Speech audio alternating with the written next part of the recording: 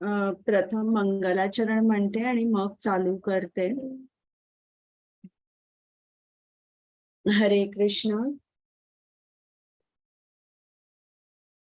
ओम अज्ञानतिमिरान्धस्य ज्ञानाञ्जनशलाकया चक्षुरुन्मिलितं येन तस्मै श्रीगुरवे नमः. श्रीचैतन्यमनोभीष्टं स्थापितं येन भूतले स्वयं रूप गदामह्यं ददाति स्वपदान्तिकं. नम ओं विष्णुपादाय कृष्ण पृष्ठाय भूतले श्रीमते भक्ति वेदांत स्वामिन् इति नामिने. नमस्ते सारस्वते देवे गौरवाणी प्रचारिणे निर्विशेष शून्यवादी पाश्चातदेशतारिणे. हे कृष्णा करुणा सिंधु दीनबंधु जगत्पते गोपेश गोपिका कांत राधाकांत नमोस्तुते. तप्त कांचन गौरांगी राधे वृंदावनेश्वरी वृषभानुसुते देवी प्रणमामि हरिप्रिये. जय श्री कृष्ण चैतन्य प्रभु नित्यानंद श्री अद्वैत गदाधर श्रीवासादि गौर भक्तवृंद. हरे कृष्ण कृष्ण कृष्ण हरे हरे, हरे राम राम राम हरे हरे. चला आता आपण चालू करूया. प्रथम ज्यांच्या आनंदासाठी मी तुम्हाला भगवद्गीता सांगते आणि ज्यांच्या आनंदासाठी तुम्ही भगवद्गीता ऐकता त्या श्री राधा गोविंदांना आपण जिकडे आहोत तिकडनं साष्टांग नमस्कार करूया. कृष्ण कृपा मूर्ती श्रील प्रभुपाद ज्यांनी आपल्यासाठी गीता सोप्या शब्दात लिहिली त्यांना सुद्धा दंडवत प्रणाम करून हे अध्ययन चालू करूया. नामानिष्ठ प्रभूजी ज्यांनी हा उपक्रम चालू केला, प्रेमा माताजी ज्यांनी मला ट्रेनिंग दिलं, त्या दोघांना माझा साष्टांग नमस्कार. आता बरं, आपण 10वा अध्याय आज चालू करणार आहोत. पण 10वा अध्याय चालू करण्या अगोदर मला सांगा 9व्या अध्यायाचं नाव काय होतं? राजविद्या राजगुह्ययोग. बरोबर. आता मला प्रत्येकाने सांगायचं की या अध्यायामधलं तुम्हाला काय आवडलं, कुठला श्लोक आवडला किंवा तुमचा टेकअवे पॉइंट कोणता आहे. कारण जोपर्यंत आपल्याला या गोष्टी समजत नाही तोपर्यंत आपण प्रोग्रेस करू शकत नाही.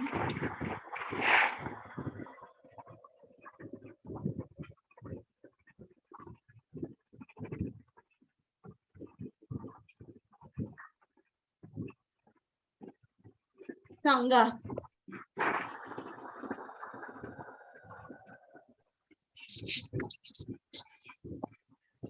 मी सांगू का?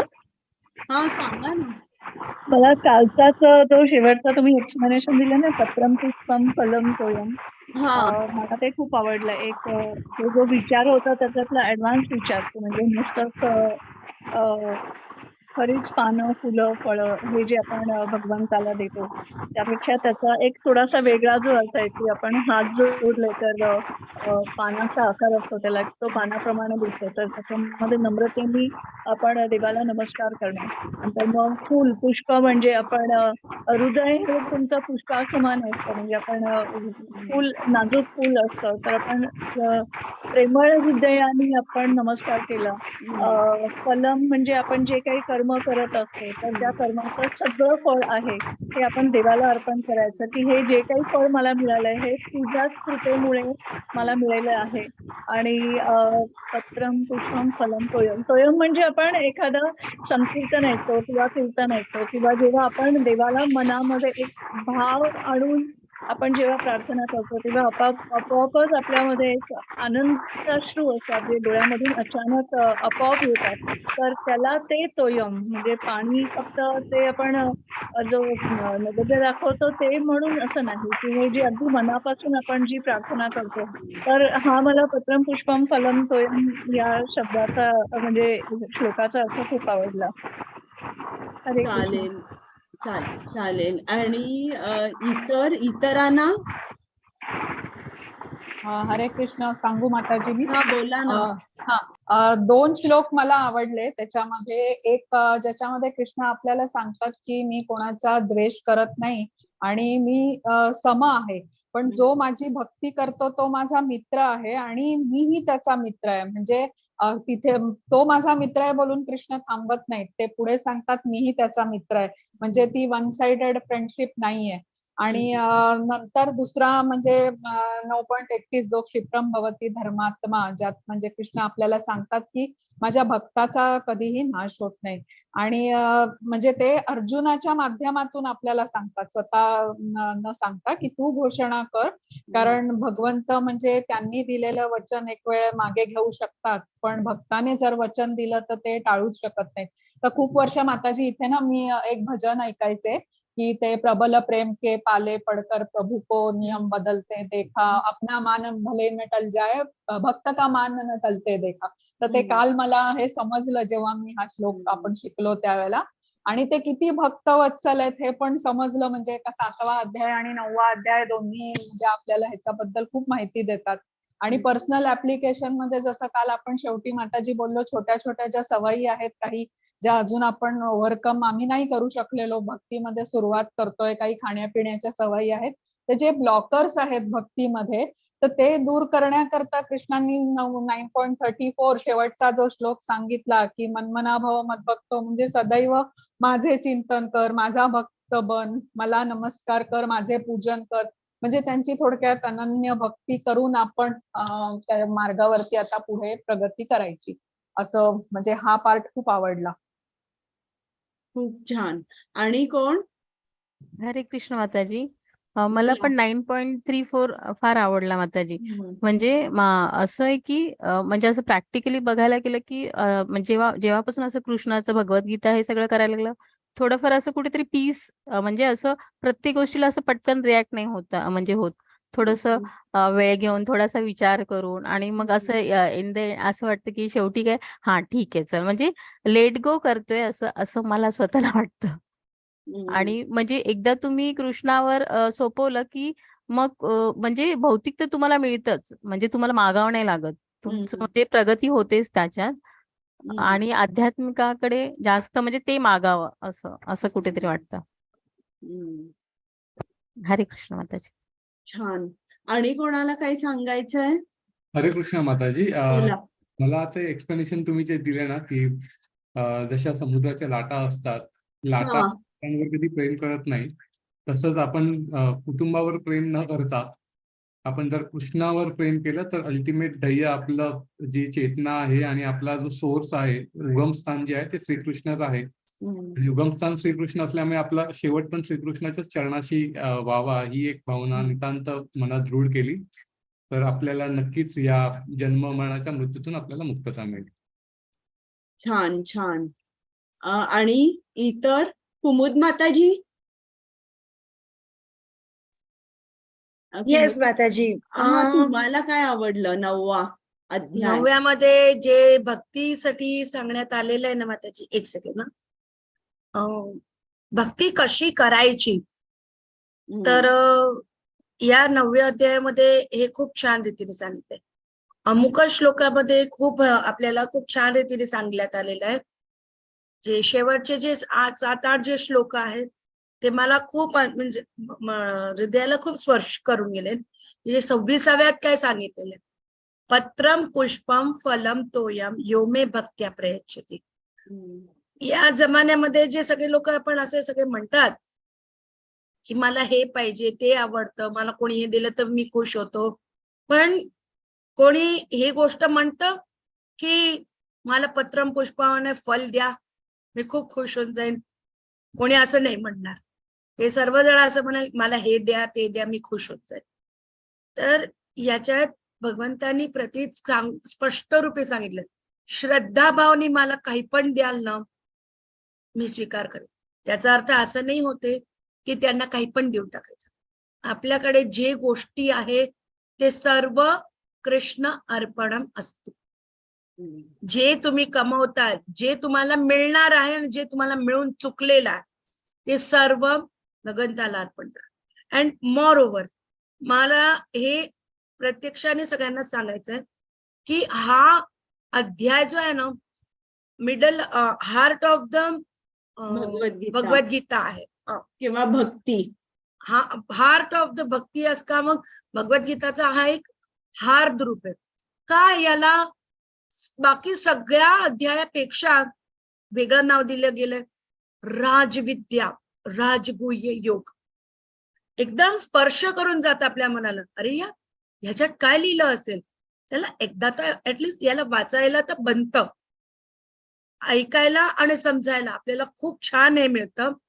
आपल्याला भक्ती कशी करावी ते याच्यातनं आपल्याला पूर्णपणे जाणू शकतो. आणि श्रील प्रभुपादला एक असे डिसायपलने विचारले होतं की संपूर्ण भगवद्गीतेचा सार कुठल्या अध्यायामध्ये आहे, मी कुठला एखादा असा अध्याय वाचू ज्याच्यात मला पूर्ण ज्ञान मिळून जाईल भगवंताच्या प्रतीचं. तर त्यांनी असं सांगितलं की असे तर प्रत्येक अध्यायामध्ये तसाच वेटेज आहे, पण मी तुम्हाला इन्सिस्ट करेन 9वा अध्याय वाचा. त्याच्यामध्ये भगवंताचा भक्तीच्या विषयी खूप गूढ रहस्य आपल्याला सांगण्यात आले. तर मी आपल्या सर्वांचे जे भक्त जे आता आपल्या ग्रुपमध्ये आहे, मीटिंग मध्ये आहे, त्यांना हे सांगायला मागते की तुम्ही काही पण करा, फक्त विकर्म न करता जे भगवंताच्यासाठीचं जे कर्म करताय ते प्रत्येक कर्म भगवंताला टार्गेट करून करा. आता नाही अमुक मुलं असं काय आपल्याला सांगतात की नाही मला हेच पाहिजे, हे म्हणजे पर्टिक्युलर वस्तू कसे पॉइंट आउट करायला सांगतात, नाही मम्मा मला हे नको होतं, ते तू त्या दिवशी मला दाखवलेलं ना, बस तेच पाहिजे. आपल्याला तसंच आपल्या टार्गेट्सला ना कमी करून भगवंताच्या चरणी समर्पित करायचं. या गोष्टीत भगवंत मिळत आहेत तर करेन, हे नाही तर हे नाही करायचं. तर आपल्याला या 9व्या अध्यायामध्ये खूप छान याच्यात संक्षेप नाही पण विस्तृत रीतीने सांगितलेलं आहे. तर आपल्याला ते पालन करायचंच आहे, तरच आपण भक्ती मार्गात इतरांना आणि कोणाला काही बोलायचं आहे. माताजी ती फलश्रुती पण खूप छान आहे. म्हणजे ते LICचं वाक्य अगदी लहानपणापासून ऐकतो आपण, योगक्षेमं वहाम्यहम्. पण त्याच्यामध्ये ती एक कंडिशन जी टाकलेली आहे ते खूप आहे, जो मला पूर्ण शरण आलेला आहे त्याच्यासाठी तो हे सगळं जे तुमच्याकडे नाही ते मी तुम्हाला देतो, अर्थात त्याचे मी रक्षण करतो, जे आहे त्याचे रक्षण. आणि आहे त्याचं रक्षण म्हणजे स्पिरिच्युअल असेट्स मधलं जे आहे ते पण खूप छान आहे. आणि मी स्वतः माझ्या भक्ताचा भार खांद्यावर घेतो, वहाम्यहम्. ती गोष्ट मी तुम्हाला सांगितली नाही ना यमुनाचार्यांची, ती माहितीये का तुम्हाला? जे 4 ब्राह्मण होते, ते 4 भाऊ होते आणि ते 3 जे होते ते त्यांचा बिझनेस होता आणि एक भाऊ होता तो भक्त होता, तो वेदांचा शास्त्रांचा अभ्यास करायला काशीला गेला. ही सांगितली का गोष्ट मी? नाही. मला फक्त रिमाइंड करा, मी आपला 10वा अध्याय झाल्यानंतर सांगते. बरं, आणि कोणाला काही सांगायचं आहे की त्यांना काय आवडलं? आणि मी तुम्हाला प्रत्येक अध्यायाला का विचारते की तुम्हाला का आवडलं, तर कुठेतरी जर तुम्ही ते लिहून ठेवलं ना की तेवढं तुमच्या ते डोक्यात पक्क राहील. आता मला या अध्यायातले 2 श्लोक आवडले. पहिला जो श्लोक आहे, इदम तू ते गुह्यतमं प्रवक्ष्यामि अनसूयवे, म्हणजे श्री भक्तीमध्ये एंट्री करण्यासाठी तुम्हाला काय पाहिजे, तुमचा स्वभाव कसा पाहिजे हे याच्यामध्ये सांगितलंय. कधीही कोणावर द्वेष करायचा नाही, आपण नेहमी सर्वांबरोबर चांगलं वागायचं. इकडे जेव्हा आपण चांगलं वागतो तेव्हा दुसऱ्याकडून आपल्याला तो प्रतिकार मिळो अगर न मिळो, कृष्ण त्याला ती जाणीव आहे, कारण आपण त्याच्यासाठी अशी वागणूक ठेवतो, त्याला ती जाणीव असल्यामुळे डेफिनेटली आपल्याला तो ज्ञान देणार. त्यांनी अर्जुनाला काय सांगितलं की तू माझा मत्सर कधीच केला नाहीस आणि तू मला अतिशय प्रिय आहे, तर तू माझा मित्र आहेस. तर या दोन गोष्टी खूप महत्वाच्या आहेत की आपल्याला मत्सरी स्वभाव आपला नसला पाहिजे, आणि जरी असला तरी आपलं कृष्णावर इतकं प्रेम पाहिजे की आपण जरी मत्सर आला तरी आपण म्हटलं पाहिजे नाही, कृष्णाला हे आवडणार नाही माझं वागणं. जे मी इकडे या माणसाकडे असा जर मी मत्सरी वागलो तर मी त्याच्या भक्तीतून त्याच्या सर्व्हिस मधून बाहेर पडू शकेन, आणि जे मला नकोय. तर हा एक खूप मला श्लोक आवडला. आणि दुसरा म्हणजे जो 30वा श्लोक आहे ना, अपि चेत सुदुराचारो भजते माम अनन्य भाग साधुरेव समंतव्य सम्यग व्यवसितो हि सहा. म्हणजे आपण सर्वजण इम्परफेक्ट असतो आणि भक्ती करत असतो, पण इम्परफेक्शन्स मुळे कधीतरी आपलं पतन होऊ शकतं किंवा आपण मायेबरोबर तसं युद्ध करू शकत नाही. पण तरी देखील श्री कृष्ण एवढे अकोमोडेटिंग आहेत की ते आपल्या चुका माफ करतात आणि म्हणतात असं जरी झालं तरी तू माझ्याकडे येशील आणि मी तुझं रक्षण करीन. म्हणजे असं जरी आपण इम्परफेक्ट असलो तरी देखील भक्ती आपण जेव्हा करायला लागतो तेव्हा हळूहळू आपली सुधारणा होते आणि कुठेतरी असं जाणवतं की कृष्णाने आपला हात पकडलेला आहे. जरी आपण घसरलो, जसं आई आपल्या लहान मुलाचा हात पकडते त्याचप्रमाणे कृष्णाने सुद्धा आपला हात पकडलेला आहे. आता आपण बघूया 10वा अध्याय. आता या 9व्या अध्यायात आपण काय शिकलो, एक पटकन रिकॅप घेऊया आपण. की प्रथम श्री कृष्णाने अर्जुनाला सांगितलं की भक्तीची किंवा भक्ताची पात्रता काय असायला हवी. मग श्री कृष्णाने त्याच्याबद्दलच्या ऐश्वर्याचं ज्ञान अर्जुनाला दिलं, आणि यालाच आपण अचिंत्य भेदाभेद तत्व म्हणतो, कारण त्याचं आपल्याला चिंतन करता येत नाही. कृष्ण म्हणतो की तो एका वेळेलाच गोलोक वृंदावनात आहे आणि त्याचप्रमाणे या सृष्टीमध्ये सुद्धा सर्वत्र आहे. तर आपल्याला तो एक्सपिरियन्स नसतो, आपल्या चिंतनाच्या ते पलीकडे असतं, म्हणून त्याला अचिंत्य भेदाभेद तत्व असं म्हटलेलं आहे. आणि मग परत 9.11 to 15 मध्ये श्रीकृष्णाने सांगितलंय की जे काही जण त्याला साधा मनुष्य म्हणून त्याचा अपमान करतात आणि ही आसुरी प्रवृत्तीची लोक असतात, पण जे लोक सदैव त्याचं कीर्तन करतात, त्याची भक्ती सेवा करतात, हे जे आहे त्यांना महात्मा असं म्हटलेलं आहे. आणि मग श्री कृष्णाने पुढे सांगितलंय की त्याला कोणकोणत्या गोष्टी आवडतात आणि त्याला जेव्हा आपण त्याची पूजा करतो, त्याचं सतत चिंतन करतो, तेव्हा आपल्याला त्याचीच प्राप्ती होते. आता 10वा अध्याय विभूती योग. तर यात काय सांगितलंय, यात कृष्णाचं आणि आपलं नातं काय आहे की कृष्ण हा सुप्रीम आहे त्याच्याबद्दल सांगितलेलं आहे. मग 10.8 to 10.11 हे जे श्लोक आहेत याला चतुर्श्लोकी भगवद्गीता असं म्हटलेलं आहे. तर या 4 श्लोकामध्ये भगवद्गीतेचा सार आहे, म्हणजे कृष्ण कोण आहे, मग भक्त जो आहे त्याचं कार्य काय आहे, आणि कृष्ण आपल्या भक्तांसाठी काय करतो. तर हा भगवद्गीतेचा इसेन्स आहे, चतुश्लोकी भगवद्गीता. तर 10.8 to 10.11. आणि मग अर्जुन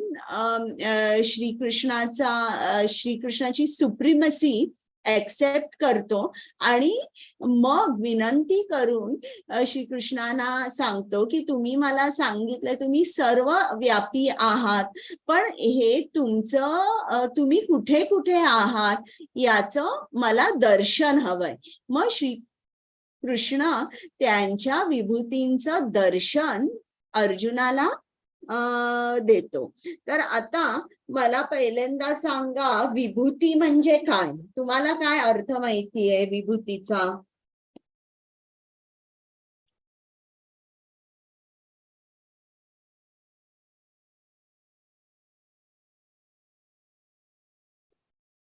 सांगा बरं. विभूती म्हणजे माताजी जी ह्याची यज्ञाची राख असते ते म्हणतात, पण बरोबर. इथे ऐश्वर्य अशा स्वरूपात घेतला ना आपण, कृष्णांची ऐश्वर्य. बरोबर आहे. आणि विभूती म्हणजे एक मोठी पर्सनॅलिटी जी असते त्यांना सुद्धा आपण विभूती या नावाने संबोधतो, बरोबर. आता आणि विभूतींचा अर्थ आहे अलौकिक सामर्थ्य किंवा कल्याण किंवा संपत्ती. तर अशी एका शब्दाचे खूप अर्थ आहेत, पण इकडे कुठला अर्थ घ्यायचा म्हणजे ऐश्वर्य किंवा श्री कृष्णाचं अलौकिक सामर्थ्य, याला विभूती असं म्हटलेलं आहे. तर आता आपण हा अध्याय चालू करूया.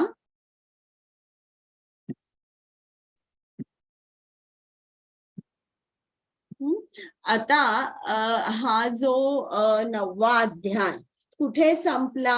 9.34. 9.34 मध्ये श्रीकृष्णाने काय सांगितलंय? मन्मना भव मद्भक्तो मद्याजी माम नमस्कुरु मामे वैश्यसि युक्त्वैव मात्मानं मत्परायणम्.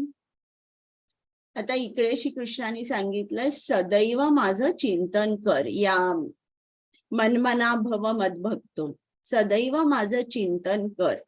आता श्री कृष्णाचं चिंतन करायचं किंवा आपलं मन त्याच्यावर पूर्ण तऱ्हेने फिक्स करायचं, हे सोपं आहे की अवघड आहे? मला सांगा बरं. अवघड आहे. अवघड आहे. कारण जेव्हा आपल्याला आपलं मन कुठल्याही ऑब्जेक्टवर स्थिर ठेवायचं असेल किंवा असं सारखं त्याचं चिंतन करायचं असेल, तर आपण तो ऑब्जेक्ट बघितला पाहिजे, जाणला पाहिजे. आणि इकडे आपण श्रीकृष्णाला बघितलंय का नाही, तर त्याचं चिंतन सतत करणं हे अवघड आहे. आता समजा जर एका मुलाला लग्न करायचंय आणि आपण असं म्हणूया की त्याचं अरेंज्ड मॅरेज आहे, तर समजा जर त्या मुलाच्या वडिलांनी सांगितलंय की अमक्या अमक्या मुलीचं स्थळ तुला आलेलं आहे आणि आम्ही हो म्हटलं. आता हा मुलगा त्याला त्या मुलीचं काहीच माहित नाही, तिला काय आवडतं काय आवडत नाही, किती उंच आहे, बुटकी आहे, गोरी आहे, काळी आहे, काय शिकलेली आहे. आणि तो आपल्या वडिलांना विचारतो, आई वडील आम्हाला काही माहित नाही, एका मुलीचं स्थळ आलंय आणि आम्ही हो म्हटलं. तर आता हा मुलगा त्या मुलीबद्दल विचार करू शकेल का? सांगा बरं मला. नाही करू शकत. नाही, कारण काहीच माहित नाहीये ना त्याला त्या मुलीचं. तसंच आपल्याला सुद्धा श्री कृष्णावर जर मन स्थिर करायचं असेल तर आपल्याला सुद्धा त्याच्याबद्दल त्याचे गुण किंवा त्याला काय आवडतं, त्याचे लाईक्स, डिसलाईक्स, इंटरेस्ट काय आहेत हे आपल्याला माहित पाहिजे. तो कसा दिसतो, कुठल्या वर्णाचा आहे, त्याला काय आवडतं, हे सगळं आपल्याला माहित पाहिजे.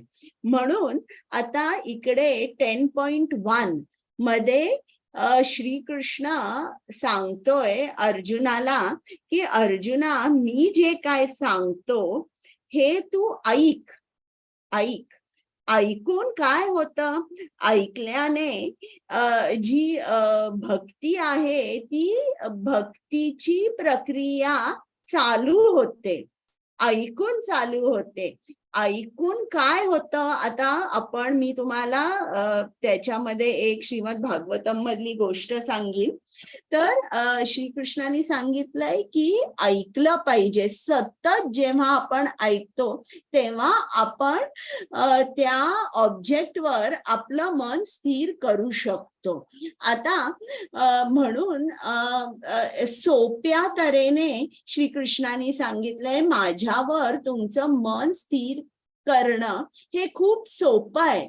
मग या जगात जे जे काय सुंदर आहे तिकडे तुम्हाला जाणवेल की इकडे मी आहे. मग त्या कुठल्या कुठल्या गोष्टी आहेत हे श्रीकृष्णाने अर्जुनाला दाखवलेले आहेत. विभूती दर्शन दाखवलेलं आहे. आणि अशा तऱ्हेने आपलं मन जेव्हा आपण श्रीकृष्णावर सदैव फोकस करू तेव्हा आपण शुद्ध भक्त बनू शकू.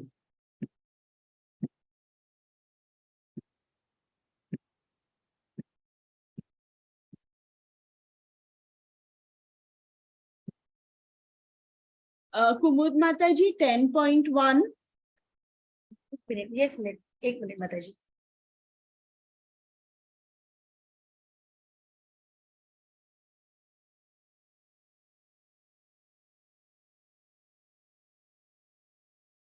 भूय एव महाबाहो शृणु मे परमं वचः यत्तेऽहं श्रीप्रियमाणाय वक्ष्यामि हितकाम्यया.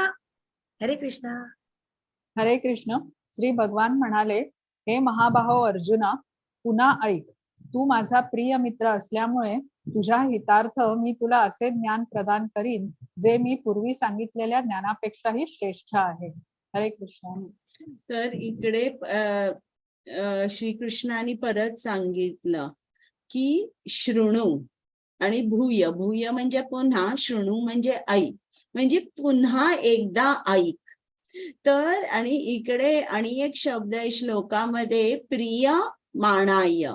प्रियमाणाय म्हणजे की तू माझा प्रिय मित्र आहेस. म्हणून की परत इकडे एक कंडिशन आहे की आपल्याला हे ज्ञान कधी मिळेल, जेव्हा आपण श्रीकृष्णाला प्रिय होऊ तेव्हा हे ज्ञान आपल्यामध्ये आपोआप प्रकट होईल. आता हे सगळं जे भक्ती आहे त्याचा स्टार्ट पॉइंट काय आहे, श्रवण. आपल्याला सतत श्रवण केलं पाहिजे. जितक्या प्रमाणात आपण श्रवण करू तितक्या प्रमाणात आपली भक्ती वाढत राहील. श्रवण कोणाकडून केलं पाहिजे, आतापर्यंत तुम्हाला माहितीये की जे परंपरेतले प्रामाणिक आध्यात्मिक गुरु आहे त्यांचंच आपण श्रवण केलं पाहिजे. आपण बाजारात गेलो तर भगवद्गीता अनेक जणांनी लिहिलेल्या आहेत, पण ती भगवद्गीता तुम्ही घेतली आणि वाचली तर तुम्हाला तुमच्या मनामध्ये काही ट्रान्सफॉर्मेशन होणार नाही किंवा काही इफेक्ट होणार नाही. एक वाचलं पुस्तक, चला ठेवलं, ठीक आहे, असं आपण म्हणतो. पण जे जेन्युइन नॉलेज आहे, जे परंपरेतले गुरु तुम्हाला जे ज्ञान देत आहे, जे अखंडित ज्याचा प्रवाह, ज्ञानाचा प्रवाह त्यांच्यापर्यंत आलेला आणि तो आपल्याला देताय, या ज्ञानाचा आपल्याला उपयोग होतो. आता तुम्हाला गोष्ट सांगते रुक्मिणीची. तर रुक्मिणी जी होती ती विदर्भामध्ये म्हणजे इंटिरियर महाराष्ट्रामध्ये राहत होती. आणि कृष्ण कुठे होता? द्वारकेमध्ये राहत होता, म्हणजे समुद्राच्या मधोमध तो राहत होता. आता रुक्मिणीचं कनेक्शन, रुक्मिणीने कधीच श्रीकृष्णांना बघितलं नव्हतं, पण जेव्हा तिचा लग्नाचा विषय निघाला तेव्हा रुक्मिणीने सांगितलं की मला फक्त कृष्णाबरोबरच लग्न करायचंय. मग असं कसं झालं? त्यावेळेला काही सोशल मीडिया, मोबाईल वगैरे काहीच नव्हते. मग रुक्मिणीला कृष्ण आवडायला लागला. तो कसा? त्यावेळेला त्यांच्या राजवाड्यात बरेचदा नारद मुनी येत असे आणि नारद मुनी नेहमी कृष्णाची महिमा सांगत असे आणि इतरांना सांगत असे, राजाला सांगत असे, इतर मंत्र्यांना, आणि त्यावेळेला ही रुक्मिणी ऐकायची. त्याचबरोबर द्वारकेहून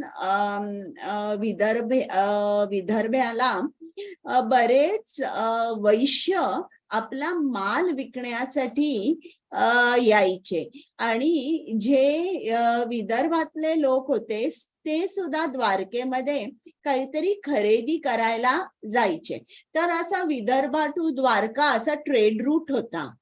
आणि जे कोणी द्वारकेहून परत विदर्भामध्ये यायचे आणि जे वैश्य द्वारकेमध्ये राहत होते आणि विदर्भामध्ये यायचे, तर दोघही द्वारकेला एकदा जाऊन आल्यानंतर ते फक्त श्रीकृष्णाचंच बोलायचे, श्रीकृष्णाच्या व्यतिरिक्त काही बोलायचे नाही.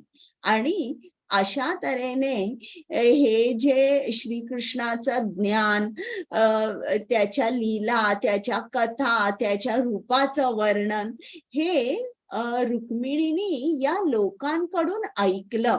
आणि ऐकल्यानंतर काय झालं? नुसतं ऐकून ती कृष्णाच्या प्रेमात पडली. आणि हीच जी प्रोसेस आहे तीच आपल्याला सुद्धा फॉलो करायची आहे. म्हणजे सारखं ऐकायचं, श्रवण श्रवण फ्रॉम द राईट पीपल. आता आपल्याला श्रील प्रभुपादांनी अमेरिका, इंग्लंड, जर्मनी, फ्रान्स वगैरे इतकी त्यांनी लेक्चर्स दिली आहेत आणि आपल्याला ती सगळी लेक्चर्स अवेलेबल आहेत प्रभुपाद वाणी.com.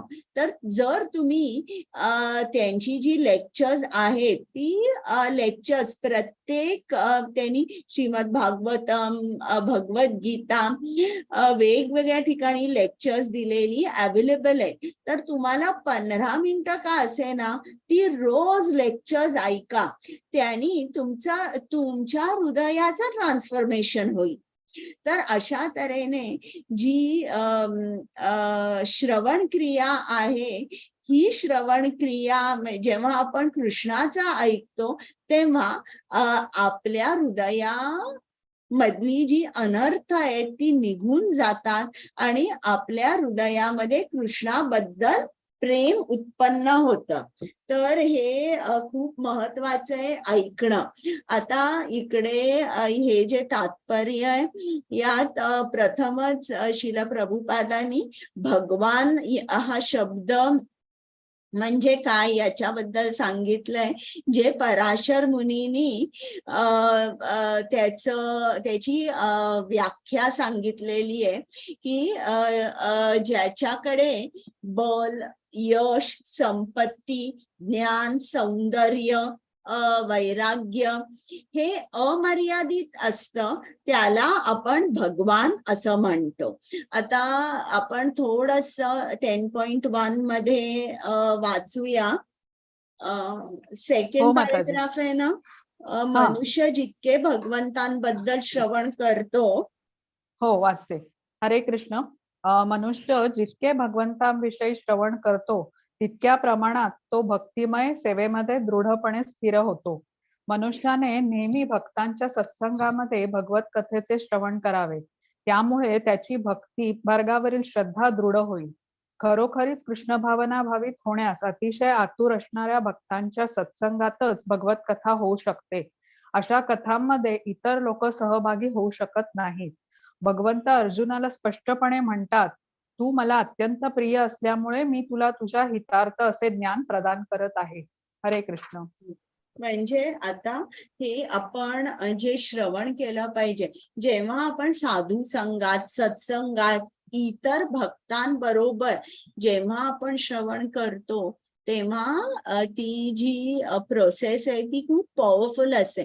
किंवा एकत्र आपण संकीर्तन करतो, जेव्हा एकत्र करतो आणि एकटे करतो त्यामध्ये खूप फरक असतो. कधी तुम्हाला जर संधी मिळाली किंवा कोणीतरी बोलवलं तुम्हाला, संकीर्तन आहे तिकडे सगळे मिळून जप करणारे, तर ती संधी चुकवू नका तुम्ही. कारण श्रीकृष्णाने भागवतम मध्ये म्हटले, मी इंग्लिश मध्ये कोट करते, I dwell not in Vaikuntha nor in the heart of yogis, but I dwell where my devotee sings my name, O Narada. म्हणजे ते नारद मुनींना सांगताय की मी वैकुंठात राहत नाही, जे मोठे योगी तपस्वी आहेत त्यांच्या हृदयात नाही राहत, पण मी तिकडे राहतो जिकडे माझे भक्तगण माझं कीर्तन करतात, माझी स्तुती करतात, तिकडे मी वास करतो.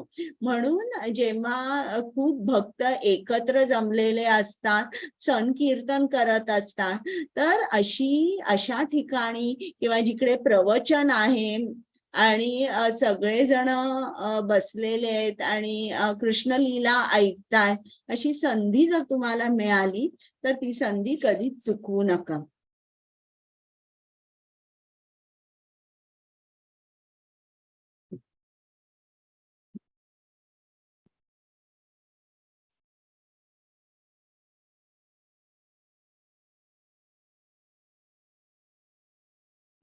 आता श्रीकृष्णाने 7व्या अध्यायात आपल्याला काय सांगितलंय, त्याच्या निरनिराळ्या शक्त्या आहेत आणि ते कसं कार्य करतात ते सांगितलेलं आहे. मग 9व्या अध्यायामध्ये श्रीकृष्णाने अचिंत्य भेदाभेद तत्व सांगितलंय, त्याच्या ऐश्वर्याचं ज्ञान आपल्याला दिलेलं आहे. त्यांनी असं का केलेलं आहे, कारण मग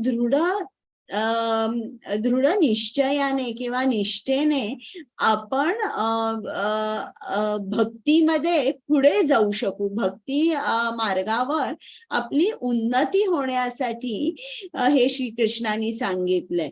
आणि आता हा जो 10वा अध्याय आहे, या अध्यायामध्ये आपल्या विभूतींचं किंवा विविध ऐश्वर्यांबद्दल श्रीकृष्ण सांगत आहे. आणि हे ऐकून काय होतं, आपल्याला आपलं कृष्णावर जे प्रेम आहे ते प्रेम आणिक वाढतं आणि आपली भक्ती वाढते, आपली उन्नती होते. म्हणून म्हणजे बघा, श्रीकृष्णाला सुद्धा आपण किती हवे आहोत, म्हणून श्रीकृष्ण हे सगळं अर्जुनाला सांगत आहे आता. आणि हे मात्र आपल्यामध्ये सर्वांमध्ये हा गुण हवा की ऐकण्यासाठी कृष्ण लीला, रामकथा, जे काही कृष्णाबद्दलचं आहे ते ऐकण्यासाठी आपण नेहमी आतुर पाहिजे. 10.2 कुमुद माताजी. येस माताजी.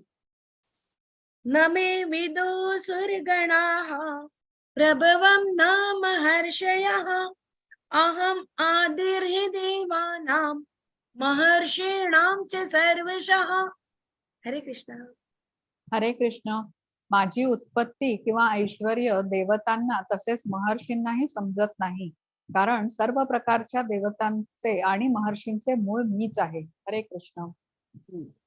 आता इकडे बघा, श्रीकृष्ण काय सांगताय की मी सर्वांचा उगम आहे आणि मी सर्वांचा उगम असल्यामुळे मला कोणीही जाणू शकत नाहीये, पण पण मी मात्र सर्वांना जाणतो. आता एक आई वडील आहेत, तर या आई वडिलांना आपल्या मुलाचं सगळं बालपण माहित असतं, त्याला काय आवडतं काय नाही सगळं काही माहित असतं. कारण आई वडील त्या मुलाच्या जीवनाला साक्षी असतात, ते विटनेस करतात अनेक गोष्टी. पण त्या मुलाला त्याच्या आई वडिलांबद्दल पूर्ण माहिती नसते. जर वडिलांनी सांगितलं तेवढीच माहिती असते. आता आपल्याला एखादेच माहित असेल की आपले वडील कुठल्या शाळेत जात होते, पण खूप आणि खोलवर प्रश्न विचारले, त्यांना कुठला सब्जेक्ट आवडत होता, त्यांचे प्रिय शिक्षक कोण होते, त्यांना कुठला मित्र आवडत नव्हता, आपण उत्तर देऊ शकणार नाही. जे आपल्याला आपल्या वडिलांनी सांगितलंय तेवढंच आपल्याला माहित असतं. तर त्याचप्रमाणे देव देवता ऋषी जे आहेत ते अजूनही श्रीकृष्णाला पूर्ण तऱ्हेने जाणू शकले नाहीये. कारण त्यांचा उगम श्रीकृष्णापासून झालाय. तर जे शुद्ध भक्त आहेत आणि जे शुद्ध भक्त पूर्णपणे श्रीकृष्णाला शरण गेलेले आहेत, हेच फक्त श्रीकृष्णांच्या कृपेने श्रीकृष्णाला समजू शकतात. तर आपण तर सोडाच, देव देवता ऋषी सुद्धा श्री कृष्णाला जाणू शकत नाही. आता इकडे एक चैतन्य चरितामृत मध्ये गोष्ट आहे की ब्रह्माची गोष्ट आहे, ते मी तुम्हाला सांगते. की एकदा काय झालं, आपला जे ब्रह्मदेव आहेत ते त्यांना कृष्णाला भेटायला जायचं होतं, म्हणून ते द्वारकेमध्ये गेले. आणि तिकडचा जो महालाचा गेटकीपर होता, जो शिपाई होता, त्यांनी अडवलं आणि त्यांनी विचारलं, तुम्हाला कोणाला भेटायचंय, तुमचं नाव काय आहे? तर ब्रह्माला जरा राग आला आणि म्हणाला, मी ब्रह्म आहे, जा आणि कृष्णाला सांग की ब्रह्म तुम्हाला भेटायला आले. तर तो शिपाई आतमध्ये गेला आणि त्यांनी कृष्णाला सांगितलं की ब्रह्म तुम्हाला भेटायला आलेले आहे. आणि श्रीकृष्णांना या बोलण्यामध्ये ब्रह्माचा अहंकार जाणवला. मग कृष्णाने शिपाईला सांगितलं की तू जा आणि याला विचार, तू कुठला ब्रह्म आहेस? मग तो शिपाई जातो आणि त्याला विचारतो की तू कुठला ब्रह्म आहेस? मग ब्रह्म म्हणतो की काय म्हणतोस तू, कुठला ब्रह्म काय? मी ब्रह्मदेव आहे. आणि परत जा आणि श्रीकृष्णाला विचार, सांग की मी आलेले आहे. मग शिपाई म्हणतो, बरं, ब्रह्मदेवाला पाठव आतमध्ये. आणि ब्रह्मदेव आत जातात आणि आतमध्ये गेल्यावर ते एकदम शॉक होतात. त्यांना काय दिसतं, त्यांना 4 डोकी असतात, पण त्यांना 8 डोक्यांचा ब्रह्म, 16 डोक्यांचा ब्रह्म, 32 डोकी असलेला ब्रह्म, 64, 100, 1000, 10,000, 1,00,000 डोकी असलेला ब्रह्म तिकडे दिसतो. आणि ते सगळे श्रीकृष्णाची स्तुती करत असतात. आणि स्तुती संपल्यानंतर ते सगळे खाली वाकून श्रीकृष्णाला साष्टांग नमस्कार करतात. त्यावेळेला त्या सर्वांची जी मुकुट असतात, एक एका वेळीच जमिनीला जेव्हा ते त्यांचं डोकं लावतात, त्या मुकुट जमिनीला लागल्याने इतका प्रचंड आवाज येतो की या ब्रह्मदेवाला असं वाटतं की मला काही ऐकू येत नाही, इतका डेफनिंग नॉईज असतो तो. तर आता या ब्रह्मदेवाला समजतं की केवळ मी ब्रह्म नाहीये, हे जे ब्रह्मांड आहे त्या ब्रह्मांडाचा मी ब्रह्मदेव आहे.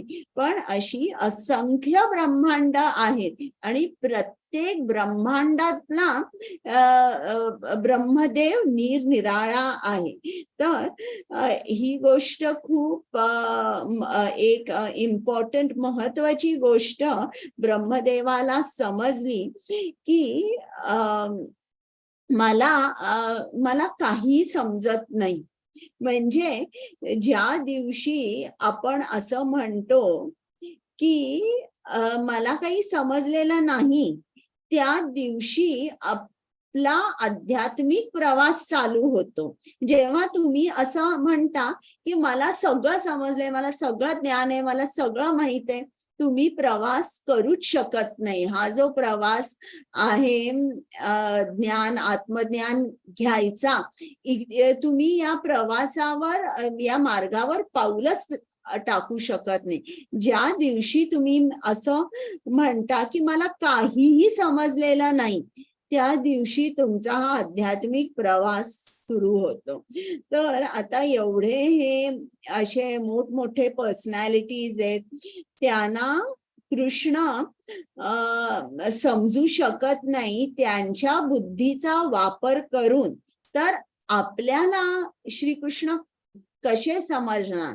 आपल्याला फक्त एखादा शुद्ध भक्त असेल किंवा श्री कृष्णाची कृपा असेल तर त्यांच्या मुखातूनच आपण त्यांच्याबद्दलचं ज्ञान ऐकल्यावर आपण त्यांना थोडं बहुत समजू शकू. आता आणि एक गोष्ट आहे की एकदा महाप्रलय झाला, म्हणजे युनिव्हर्सल डेल्यूज म्हणतात ना ते, की पूर्ण ब्रह्मांड होता तो पाण्याने भरलेला होता. हा जो प्रलय आहे हा कधी होतो? जेव्हा ब्रह्माचं आयुष्य संपतं तेव्हा पूर्ण ब्रह्मांड पाण्याने भरून जातो.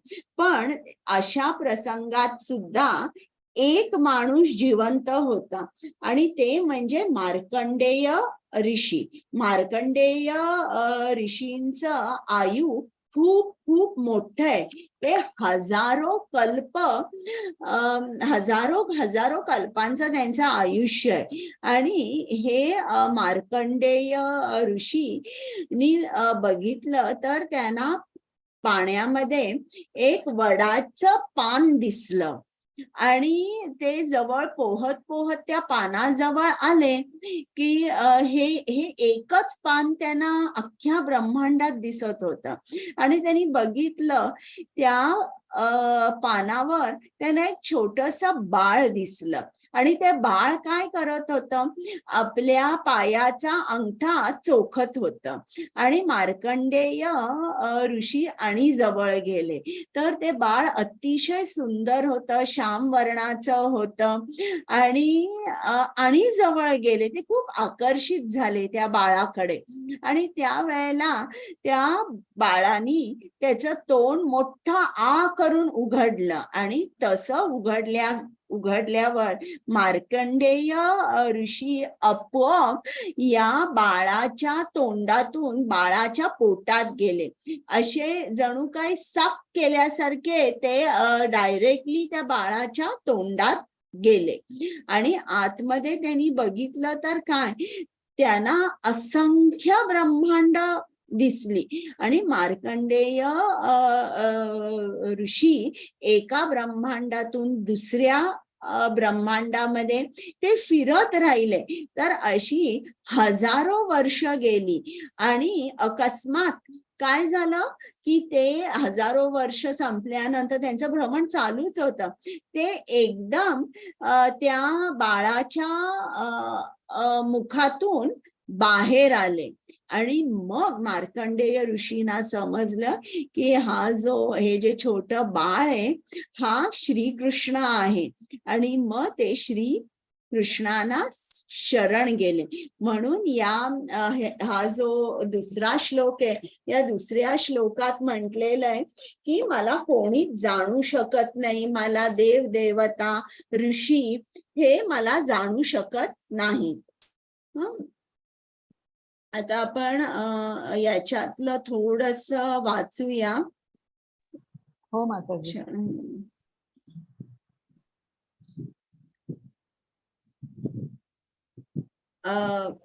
सेकंड पॅरेग्राफ आहे ना, या ठिकाणी भगवंत हो चालेल. हरे कृष्ण. या ठिकाणी भगवंत अप्रत्यक्षपणे म्हणत आहेत की जर कोणाला परम सत्य जाणून घ्यायचे असेल तर पहा, मी या ठिकाणी पुरुषोत्तम भगवान म्हणून उपस्थित आहे. मीच परम सत्य आहे. मनुष्याने हे सत्य जाणणे आवश्यक आहे. स्वतः व्यक्तिशः उपस्थित असणाऱ्या भगवंतांना जरी मनुष्य जाणू शकला नाही तरी ते अस्तित्वात असतातच. सच्चिदानंद स्वरूप श्रीकृष्णांना आपण श्रीमद भगवद्गीतेतील आणि श्रीमद भागवतातील त्यांच्या उपदेशांचे अध्ययन करून वस्तुतः जाणू शकतो. भगवंतांच्या अपरा प्रकृतीच्या अधीन असणाऱ्या व्यक्तींना भगवंतांची अनुभूती एखादी नियंत्रक शक्ती अथवा निर्विशेष ब्रह्मज्योती म्हणून होते. परंतु दिव्य अवस्थेची प्राप्ती झाल्याविना त्याला भगवंतांचा साक्षात्कार होऊ शकत नाही. अनेक लोक श्रीकृष्णांची स्वरूप स्थिती जाणू शकत नाहीत. यास्तव अशा तर्कवादी ज्ञानी लोकांवर कृपा करण्यासाठी श्रीकृष्ण आपल्या अहैतुकी कृपेने अवतरित होतात. भगवंतांनी असाधारण लीला केल्या तरी मायाशक्तीमुळे प्रभावित झालेल्या या तर्कवाद्यांना वाटते की निर्विशेष ब्रह्म हेच परमश्रेष्ठ आहे. भगवंतांना पूर्णपणे शरण गेलेले भक्तच केवळ भगवंतांच्या कृपेने जाणू शकतात की अशा असाधारण लीला करणारे स्वतः श्रीकृष्णच आहेत. भगवत भक्त परमेश्वराच्या ब्रह्मस्वरूपाकडे लक्ष देत नाहीत, कारण आपल्या श्रद्धा आणि भक्तीमुळे ते तत्काळ भगवंतांना शरण जातात आणि श्रीकृष्णांच्या अहैतुकी कृपेमुळेच त्यांना श्रीकृष्णांविषयीचे ज्ञान होते. भक्तांव्यतिरिक्त इतर कोणीही श्रीकृष्णांना जाणू शकत नाही.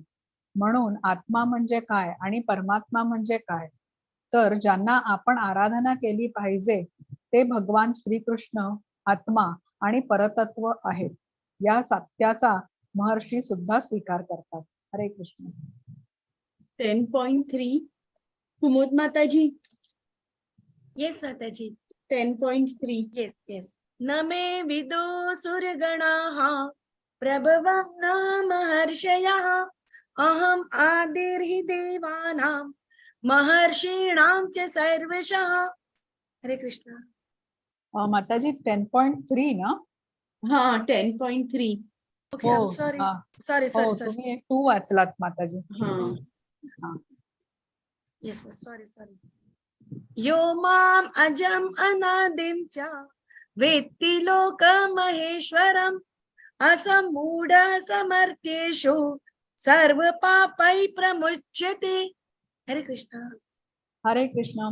सर्व मनुष्यांमध्ये मोहरहित झालेला जो मनुष्य मला अजन्मा अनादी सर्व जगतांचा स्वामी म्हणून जाणतो तोच केवळ सर्व पापांपासून मुक्त होतो.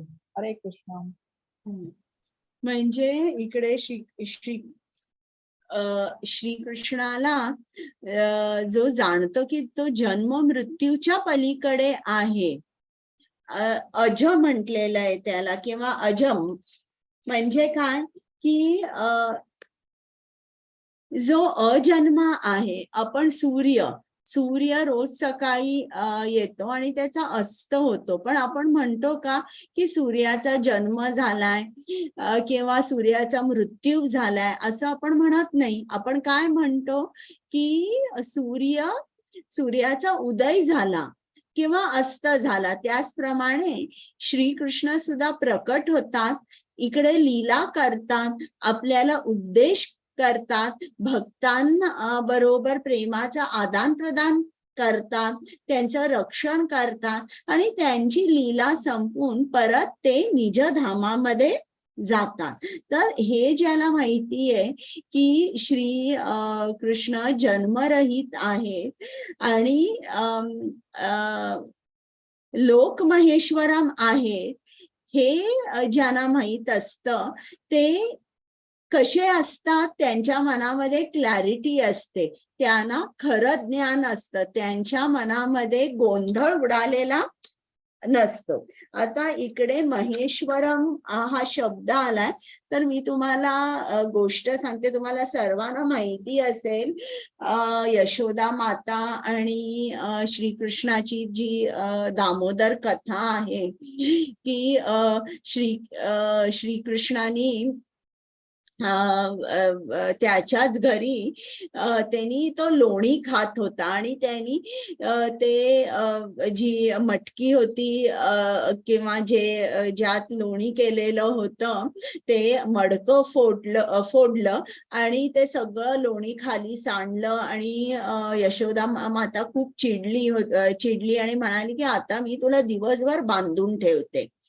आणि गर्ग संहितेत लिहिलेलं आहे की यशोदा माता त्याला बांधून ठेवायचा प्रयत्न करत होती, पण दर खेपेला ती दोरी जी आहे ती कमी पडत होती. मग ती परत आतमध्ये जात होती आणि मोठी दोरी आणत होती, बांधत होती आणि तरी देखील ती दोरी कमी पडत होती.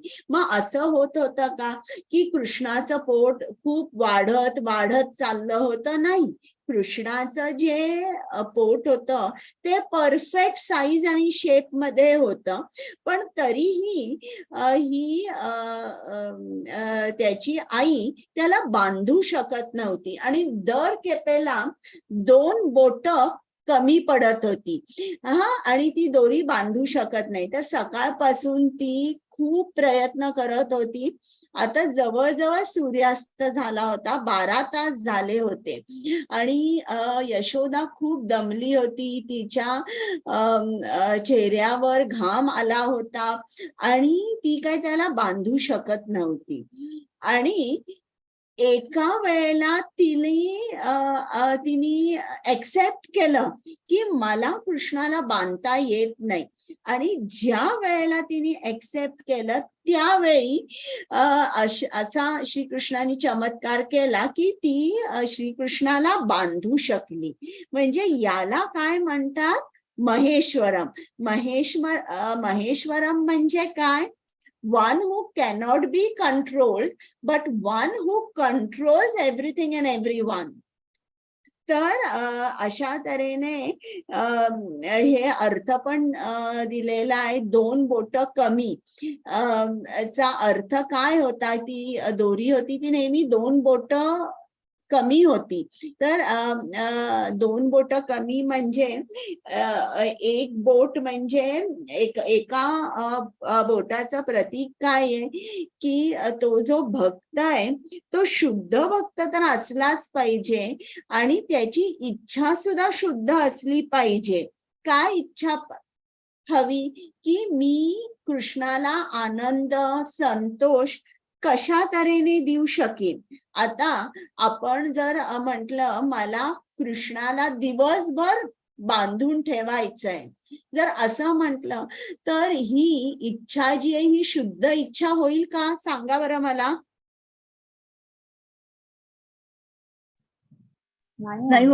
नाही होणार ही शुद्ध इच्छा. आणि दुसरं बोट म्हणजे की आपल्याला काहीही कुठलंही कर्म करायचंय त्याला श्रीकृष्णाची सँक्शन लागते किंवा श्रीकृष्णाची कृपा लागते, त्याशिवाय कुठलंही कार्य सिद्धीस जात नाही. तर यशोदा जेव्हा तिच्या मनामध्ये येतं की नाही मी हे कार्य करू शकत नाही आणि त्याच वेळेला श्री कृष्ण म्हणतो ठीक आहे आता माता तू खूप दमलेली आहेस, तुम्हाला आता बांधू शकतेस. तर याला म्हणतात महेश्वर, म्हणजे one who controls everything and everyone. आता आपण याच्यातलं श्लोकामधलं थोडस वाचूया. हो माताजी. सेकंड पॅरेग्राफ जो आहे त्याच्यामध्ये अर्थ दिलेला आहे अजचा, म्हणजे आपण सुद्धा एका तऱ्हेने अज आहोत, कारण आपण जन्म मृत्यू या सायकल मध्ये आहोत. आता आपण वाचूया. हरे कृष्ण. या श्लोकामध्ये भगवंतांचे वर्णन अज अर्थात अजन्मा या शब्दाने करण्यात आले आहे. परंतु दुसऱ्या अध्यायात जीवाचे वर्णन केलेल्या अज या शब्दापासून हा शब्द भिन्न आहे. भौतिक आसक्तीमुळे वारंवार जन्म आणि मृत्यू होणाऱ्या जीवाहून भगवंत भिन्न आहेत. बद्ध जीवात्मे देहांतर करीत असतात, परंतु भगवंतांचा देह कधीच परिवर्तन पावत नाही. जेव्हा ते या भौतिक जगतात अवतरित होतात तेव्हा सुद्धा ते अजन्मा म्हणूनच येतात. यास्तव चौथ्या अध्यायात म्हटले आहे की भगवंत अंतरंग शक्तीचे स्वामी असल्यामुळे कधीही अपरा प्रकृतीच्या अधीन न होता सदैव पराप्रकृतीतच असतात. या श्लोकामधील वेत्ती लोक महेश्वरम शब्द दर्शवतात की भगवंत अखिल विश्वाचे लोकांचे स्वामी आहेत हे मनुष्याने जाणले पाहिजे. भगवंत सृष्टीच्या पूर्वीही अस्तित्वात होते आणि ते आपल्या सृष्टीहून भिन्न आहेत. सर्व देवदेवतांची निर्मिती या भौतिक जगतातच झाली, परंतु भगवान श्रीकृष्ण अजन्मा आहेत. म्हणून ब्रह्मदेव आणि शंकर इत्यादींसारख्या मोठमोठ्या देवतांहूनही ते भिन्न आहेत आणि ब्रह्मदेव, शिव आणि इतर देवतांची त्यांनीच निर्मिती केल्यामुळे ते सर्व लोकांचे महेश्वर आहेत.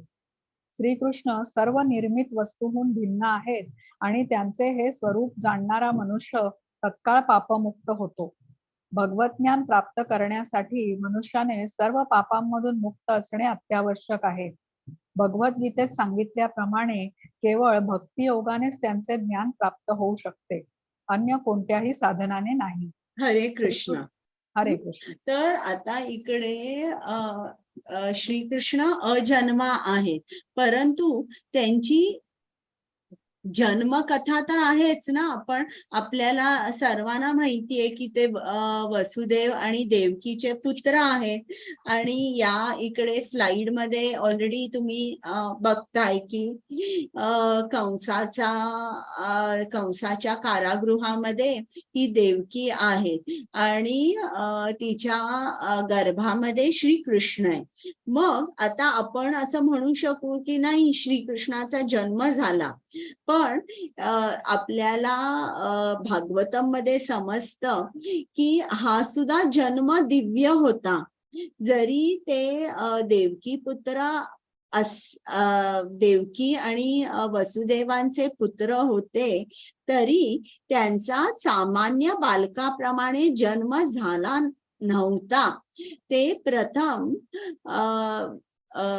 वसुदेवच्या मनामध्ये स्थिर झाले, वसुदेवाच्या मनातून देवकीच्या मनामध्ये गेले, देवकीच्या मनातून देवकीच्या हृदयात गेले आणि हृदयातून ते प्रकट झाले आणि ते त्यांच्या मूळ रूपामध्ये चतुर्भुज रूपामध्ये प्रकट झाले.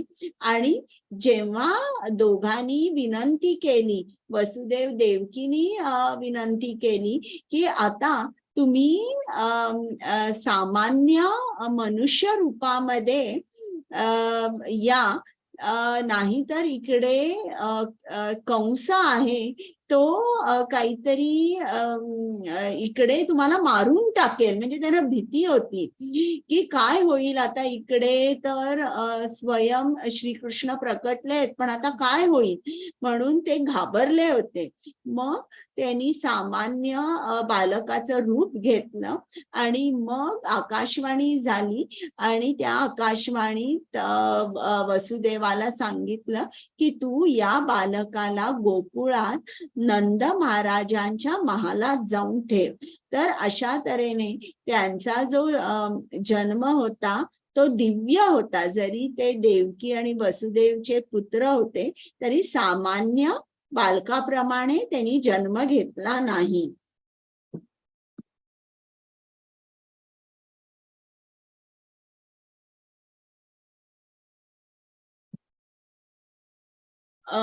कुमुद माताजी 10.4 and 5. हरे कृष्णा. येस. बुद्धिर्ज्ञानम् असम्मोहः क्षमा सत्यं दमः शमः सुखं दुःखं भवो भावः भयं च भयमेव च अहिंसा समता तुष्टिः तपोदानं यशो यशः भवन्ति भावभूतानां मत्त एव पृथक्विदः. हरे कृष्णा. हरे कृष्ण.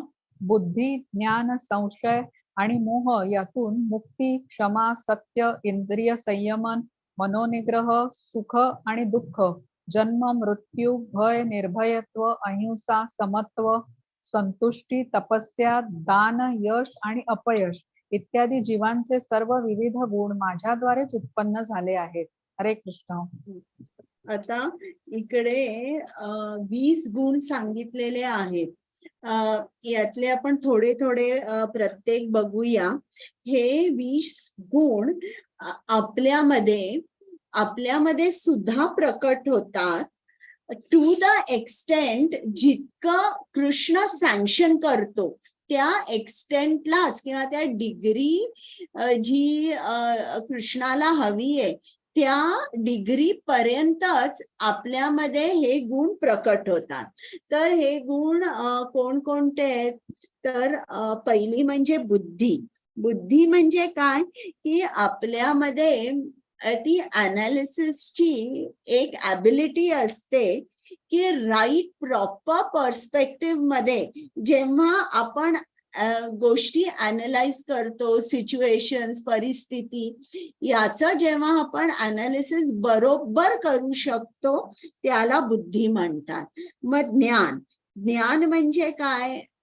ते ऑर्डिनरी नॉलेज नाही की जिकडे आपण मटेरियल नॉलेज घेतो, डिग्री घेतो, इंजिनिअरिंग, लॉ, CA वगैरे तसं नाही.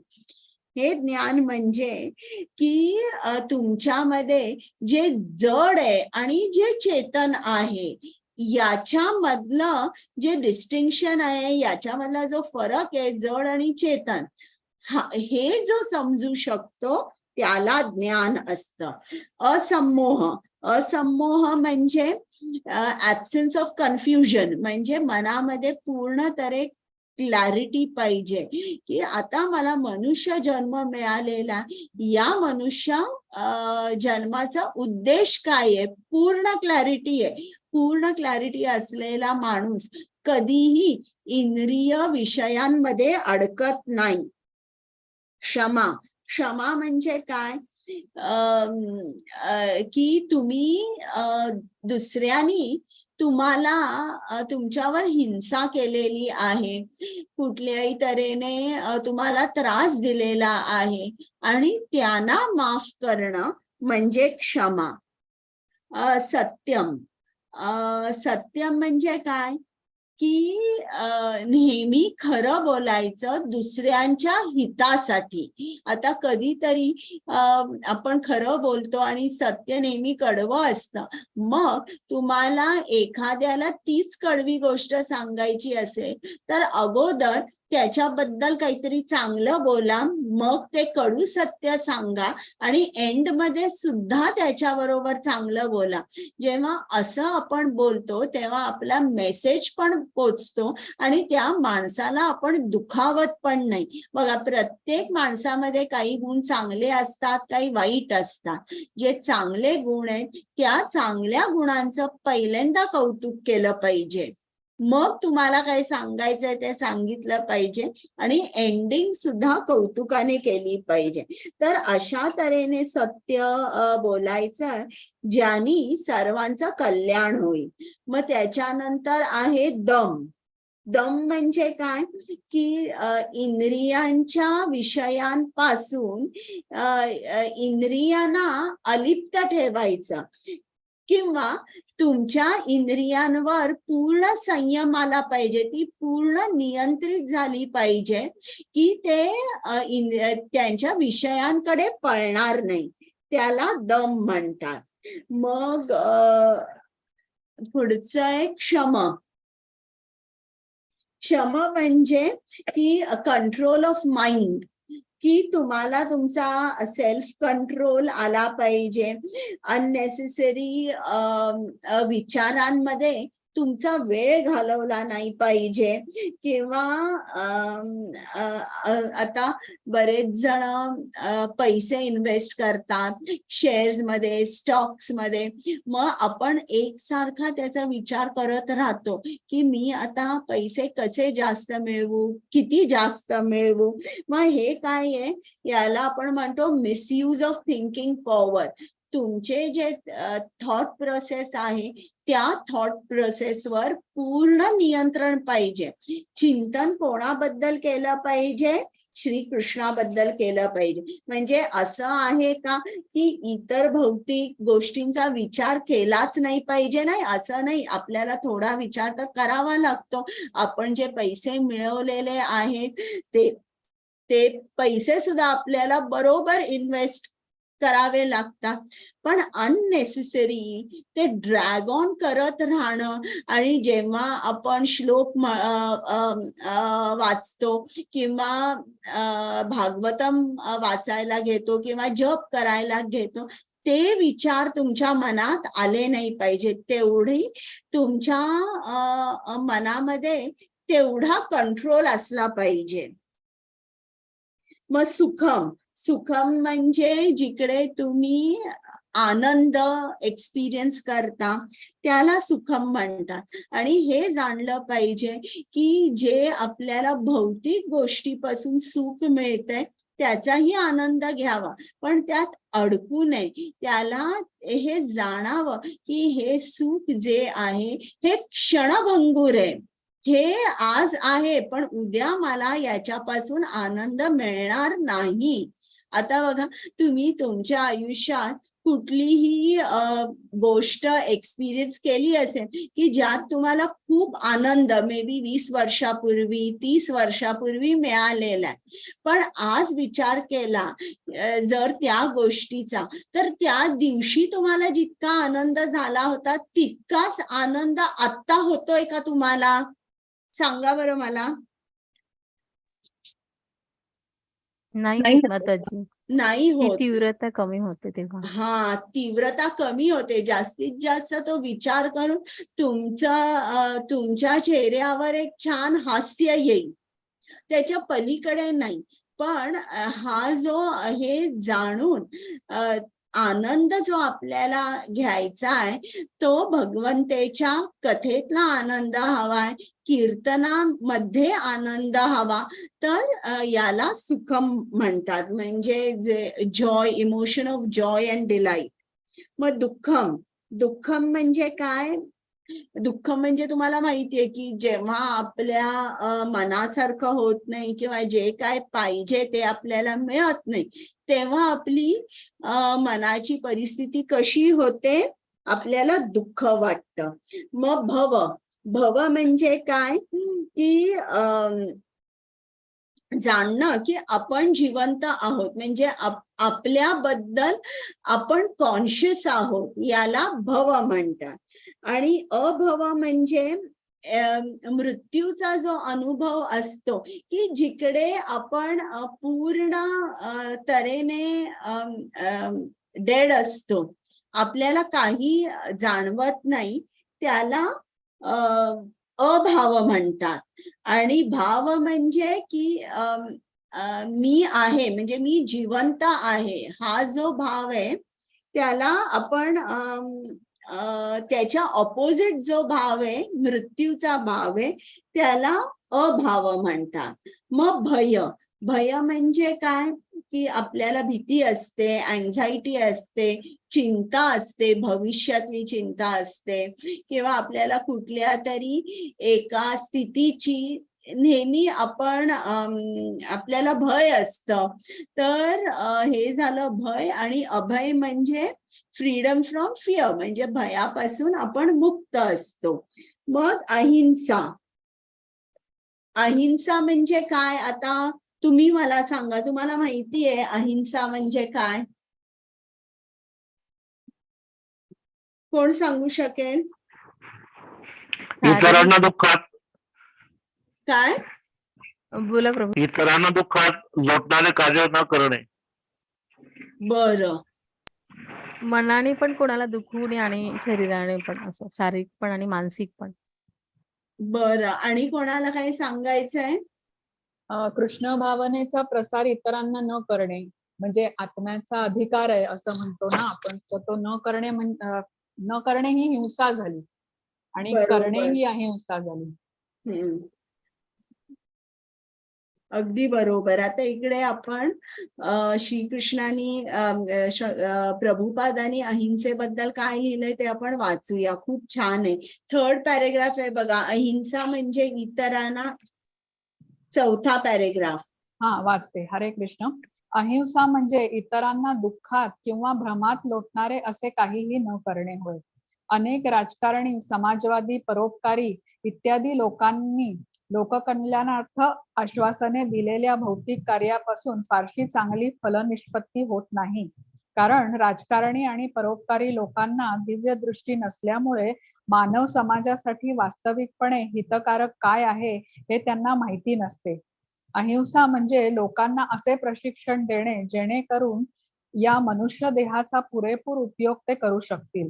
मनुष्य देह हा आध्यात्मिक साक्षात्कार प्राप्तीसाठी आहे, म्हणून जे आंदोलन किंवा आयोग आध्यात्मिक साक्षात्कारा प्राप्तीसाठी सहाय्यक ठरत नाहीत ते मनुष्य देहाची हिंसाच करीत आहेत.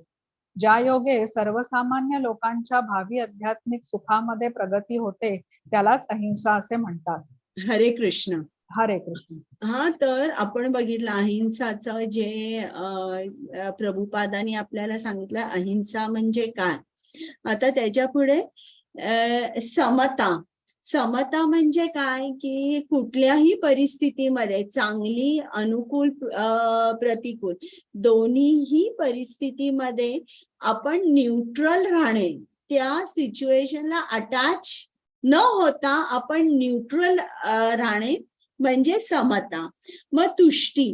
तुष्टी म्हणजे काय की बाबा जे काही माझ्या वाटेला आलेलं आहे मग ते माझ्या मनाप्रमाणे असो अगर मनाप्रमाणे नसो त्यात आपण संतोष मानून घेणं याला तुष्टी असं म्हटलेलं आहे. आणि पुढचं आहे तप.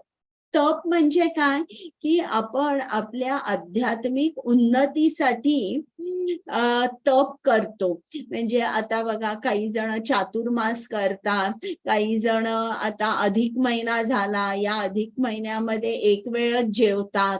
तर अशा तऱ्हेने जो कुठला आपण तप करतो आपल्या आध्यात्मिक उन्नतीसाठी हा तप म्हणजे ज्या गोष्टी आपण आध्यात्मिक उन्नतीसाठी करतो त्याला तप असं म्हणतात.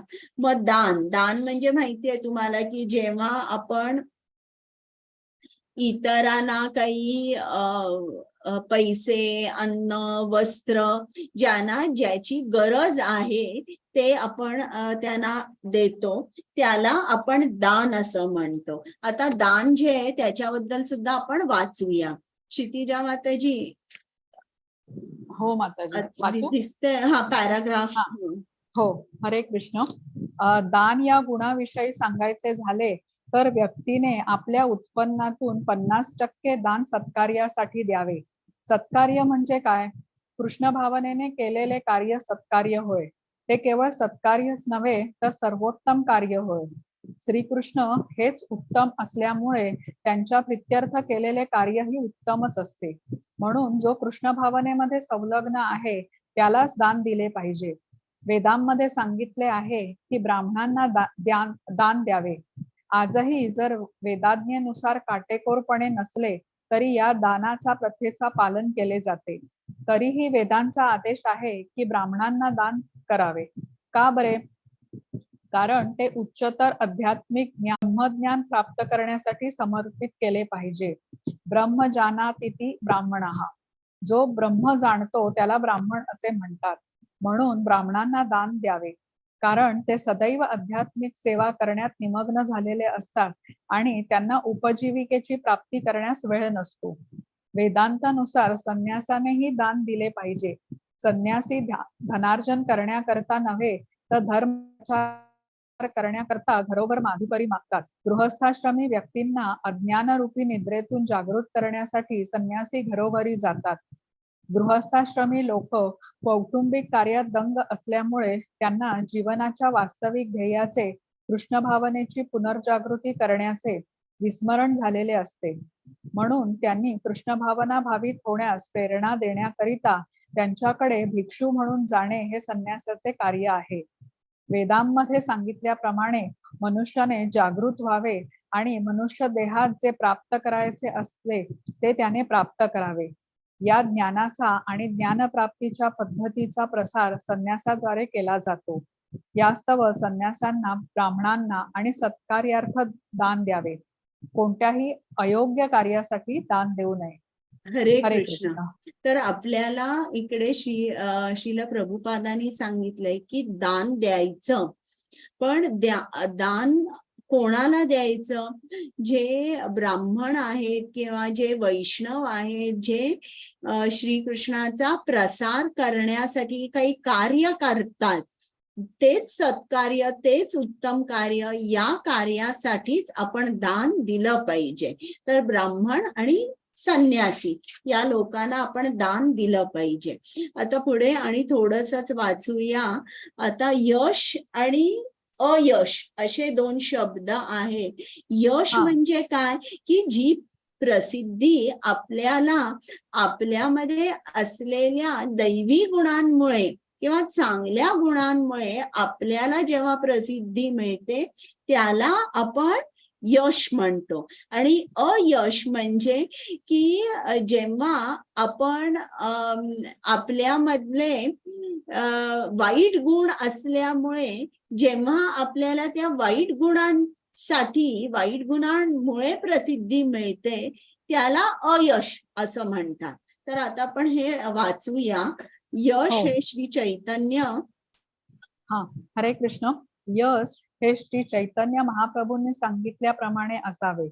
श्री चैतन्य महाप्रभूंनी म्हटले आहे की मनुष्य महान भक्त म्हणून ओळखला जातो तेव्हा तो प्रख्यात होतो. हेच वास्तविक यश होय. जर कृष्ण भावनेमध्ये महान होऊन मनुष्य विख्यात झाला तरच ते वास्तविक यश होय. ज्याने असे यश संपादन केले नाही तो अपयशी होय.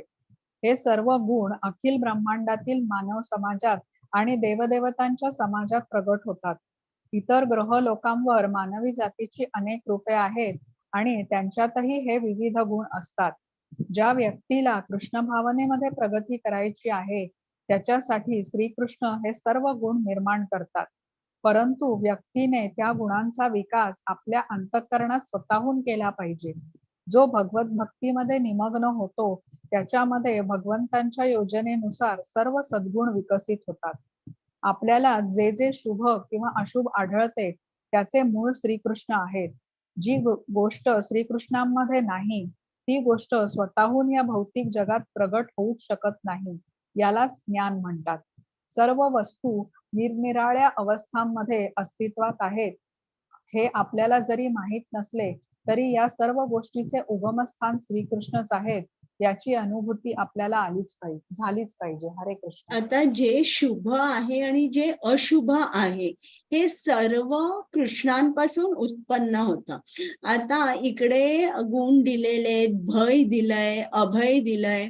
तर आता जे दुर्गुण आहेत किंवा जे बॅड क्वालिटीज आहेत ते श्री कृष्णापासून त्याचा उगम झालाय. तर हे आपण कसं समजायचं?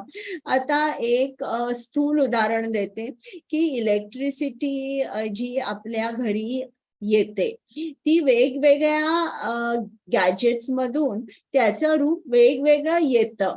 आता ट्यूबलाईट लावली की प्रकाश येतो, AC लावला तर थंड हवा येते, हीटर लावला तर गरम हवा येते. तर जो सोर्स आहे म्हणजे इलेक्ट्रिक पॉवर स्टेशन हे एकच आहे, पण निरनिराळ्या गॅजेट्स मधून जे बाहेर इलेक्ट्रिसिटीचं जे रूप बाहेर येतं ते वेगवेगळं असतं. त्याचप्रमाणे श्री भगवंतांची जी शक्ती आहे ती आपल्या मधून जी बाहेर येते ती कशी बाहेर येते? आपला जो पुरुषार्थ आहे, म्हणजे आपण जी कर्म केलेली आहेत किंवा या जन्मात आणि गत जन्मात आपल्याला फ्रीडम दिलेला आहे, आपल्याला चॉईस दिलेला आहे की असं नाहीये की तुम्हाला भगवद्गीता ऐकलीच पाहिजे, नामस्मरण केलं पाहिजे. श्रीकृष्णाने चॉईस दिलाय. मी सांगितलेलं जर तुम्ही ऐकलं तर तुम्हाला माझी प्राप्ती होईल, आणि जर तुम्हाला भौतिक जगात राहायचं असेल तर तुम्ही भौतिक जगात राहू शकाल. तुम्ही भौतिक जगात राहा, मग मी तुम्हाला 3 गुणांनी बद्ध करीन आणि तुमच्या ज्या ज्या इच्छा आहेत त्या सगळ्या पुऱ्या होतील. तर आता इकडे श्रीकृष्णाने चॉईस दिलेला आहे आपल्याला, म्हणून आपण कर्म करतो. ती जी कर्म आहेत, प्रत्येक कर्म आपण श्रीकृष्णासाठी करत नाही, मग आपण बद्ध होतो आणि मग त्याचा जो परिणाम आहे तो आपल्याला भोगावा लागतो. तर अशा तऱ्हेने श्रीकृष्णाची एनर्जी, शक्ती आपल्यामध्ये प्रकट होते ज्याप्रमाणे आपण कर्म केलंय त्याप्रमाणे, आणि मग आपल्यामध्ये काही शुभ किंवा काही अशुभ गुण बाहेर पडतात. किंवा आणि एका लेवलला जर मला तुम्हाला हे सांगायचंय की गुड क्वालिटीज, बॅड क्वालिटीज, तर आता बघा, सूर्य, आता अंधकार जेव्हा असतो तर अंधकाराचं कारण काय असतं की सूर्य नाहीये म्हणून सर्वत्र अंधार आहे. म्हणजे सूर्य हा अंधकाराचा उगम आहे, अशा तऱ्हेने आपण आपल्याला म्हणता येईल. तर जेव्हा आपण आपल्याला आपल्यामध्ये चांगले गुण हवे असतात तेव्हा आपल्याला काय करायला लागतं? श्रीकृष्णाशी कनेक्ट व्हायला लागतं. श्रीकृष्णाशी कनेक्ट झाल्याविना आपल्यामध्ये चांगले गुण प्रकट होणार नाही. ज्याप्रमाणे तुम्हाला जर लाईट, ट्यूबलाईट लावायची असेल तर स्विच तुम्हाला ऑन केल्याशिवाय ट्यूबलाईट लागणारच नाही. त्याचप्रमाणे कृष्णाशी कनेक्ट झाल्याशिवाय तुमच्यामध्ये चांगले गुण प्रकट होणारच नाही. तर श्रीकृष्णाचा, जेव्हा तुम्ही श्रीकृष्णाशी कनेक्ट होत नाही, त्याच्यापासून तोंड फिरवता, तेव्हा काय होतं? तुम्ही तोंड फिरवल्यामुळे Krishna is present by his absence असं म्हणता येईल. म्हणजे श्रीकृष्ण तिकडे ऍब्सेंट असल्यामुळे ते जे वाईट गुण आहेत ते गुण आपल्यामध्ये प्रकट होतात. तर अशा तऱ्हेने दोन्ही गुण, जे चांगले गुण आणि हे वाईट गुण, या दोन्हींचाही उगम श्रीकृष्ण आहे.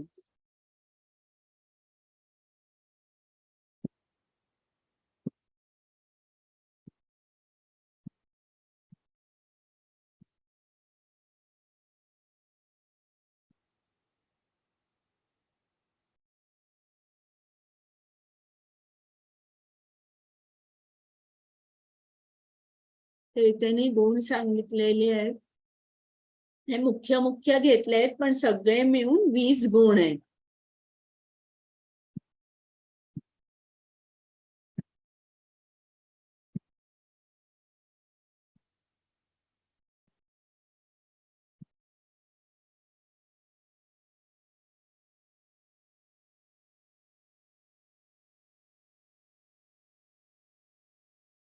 $10.6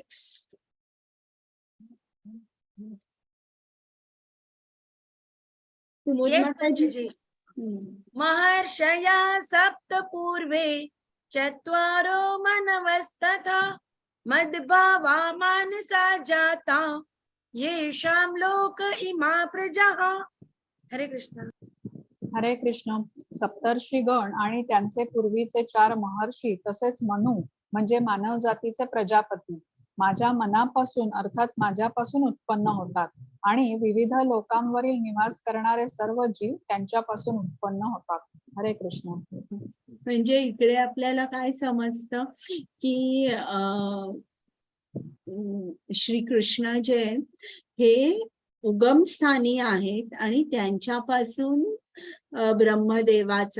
ब्रह्मदेवाच्या मनापासून हे 4 कुमार किंवा हे सप्तऋषी यांचा जन्म झालेला आहे. तर अशा तऱ्हेने श्री कृष्ण हे सर्वांचे उगम आहेत.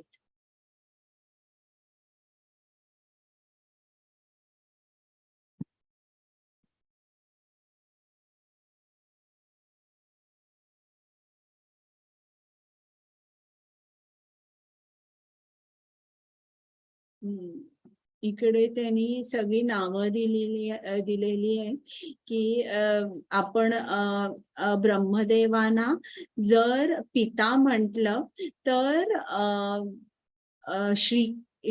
श्रीकृष्णाना आपण प्रपितामह असं म्हणतो, म्हणजे ग्रँडफादर.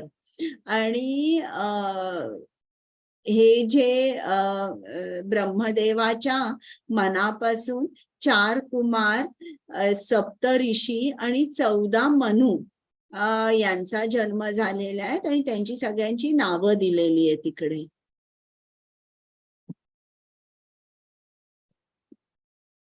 (10.7) एतां विभूतिं योगां च मम यो वेत्ति तत्त्वतः सोऽविकल्पेन योगेन युज्यते नात्र संशयः. हरे कृष्ण. हरे कृष्ण. जो मनुष्य माझे ऐश्वर्य आणि योग शक्ती वास्तविकपणे अर्थात तत्वतः जाणतो तो अनन्य भक्ती योगामध्ये युक्त होतो, यात मुळीच संशय नाही. हरे कृष्ण. म्हणजे इकडे श्रील प्रभुपादांनी आपल्याला सांगितलंय किंवा श्री कृष्णाने आपल्याला सांगितलंय की ज्याला हे माहिती आहे की श्रीकृष्ण कोण आहे, तो सर्वांचा उगम श्री कृष्ण आहे, तो महेश्वरम आहे. जेव्हा हे जे लोक हे जाणतात, हे तत्व जाणतात, हे काय करतात, हे माझे अनन्य भक्त होतात, हे प्रेमाने माझी सेवा करतात. तर आता याच्या श्लोकातलं आपल्याला थोडस वाचायचं आहे.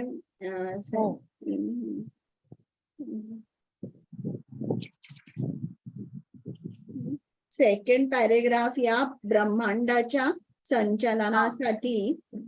हरे कृष्ण. या ब्रह्मांडाच्या संचलनासाठी सर्व लोकांमध्ये अनेक देवदेवता नियुक्त केलेल्या आहेत. त्यामध्ये ब्रह्मदेव, शंकर, चतुष्कुमार आणि इतर प्रजापती प्रमुख आहेत. ब्रह्मांडातील प्रजेचे अनेक पूर्वज आहेत आणि या सर्व पूर्वजांचा जन्म भगवान श्रीकृष्णांपासूनच झालेला आहे. भगवान श्रीकृष्ण हे सर्व पूर्वजांचेही मूळ पूर्वज आहेत. भगवंतांच्या ऐश्वर्यापैकी ही काही ऐश्वर्य आहेत. जेव्हा मनुष्याचा त्याच्याविषयीचा दृढ विश्वास होतो तेव्हा मोठ्या श्रद्धेने आणि निस्संदेह होऊन तो श्रीकृष्णांचा स्वीकार करतो आणि भक्तिमय सेवेमध्ये युक्त होतो. भगवंतांच्या प्रेममयी भक्तीमध्ये गोडी वृद्धिंगत करण्यासाठी हे सर्व सविस्तर ज्ञान आवश्यक आहे. श्रीकृष्ण कसे महान आहेत हे जाणून घेण्यामध्ये मनुष्याने दुर्लक्ष करू नये, कारण श्रीकृष्णांचा महिमा जाणल्याने प्रामाणिकपणे भक्तिमय सेवा करण्याचा निश्चय निर्माण होतो. हरे कृष्ण. आता आपण 8 ते 11 हे जी चतुर्श्लोकी भगवद्गीता आहे, आता ती आपण बघूया काय आहे. 10.8 ही खूप महत्वाची आहे आणि मी तुम्हाला रिक्वेस्ट करीन की जर तुम्हाला शक्य असेल ना तर 10.8 to 10.11 हे श्लोक पाठ कराल का पाठ? मी तुम्हाला नेक्स्ट टाइम विचारीन. हो चालेल. प्रयत्न नक्कीच करू. बरं, चालेल. कुमुद माताजी, बरं तुम्हाला आता कुमुद माताजी नंतर म्हणायचं आहे का हे श्लोक? येस हो माताजी. चालेल. बोला. एक मिनिट माझ्या बरोबर बोला. अहम सर्वस्य प्रभवः अहं सर्वस्य प्रभवः मत्त सर्वं प्रवर्तते सर्वं प्रवर्तते इति मत्वा भजन्ते माम् इति मत्वा भजन्ते माम् माम् बुधा भाव समन्वितः समन्वितः माताजी मी पूर्ण म्हणते माताजी श्लोक म्हणा. अहं सर्वस्य प्रभवः मत्त सर्वं प्रवर्तते इति मत्वा भजन्ते मां बुधा भाव समन्वितः. हरे कृष्णा. थँक्यू माताजी. हरे कृष्ण. मीच सर्व प्राकृत आणि आध्यात्मिक जगतांचा उत्पत्ती करता आहे. सर्व काही माझ्यापासूनच उद्भवते. जे बुद्धिमान मनुष्य हे पूर्णपणे जाणतात ते माझ्या भक्तिमय सेवेमध्ये संलग्न होतात आणि अंतःकरण पूर्वक मला भजतात. हरे कृष्ण. तर आता इकडे ही जी चतुर्श्लोकी भगवद्गीता आहे त्यात 3 गोष्टी सांगितलेल्या आहेत, म्हणजे आपल्याला ज्ञान दिलेलं आहे.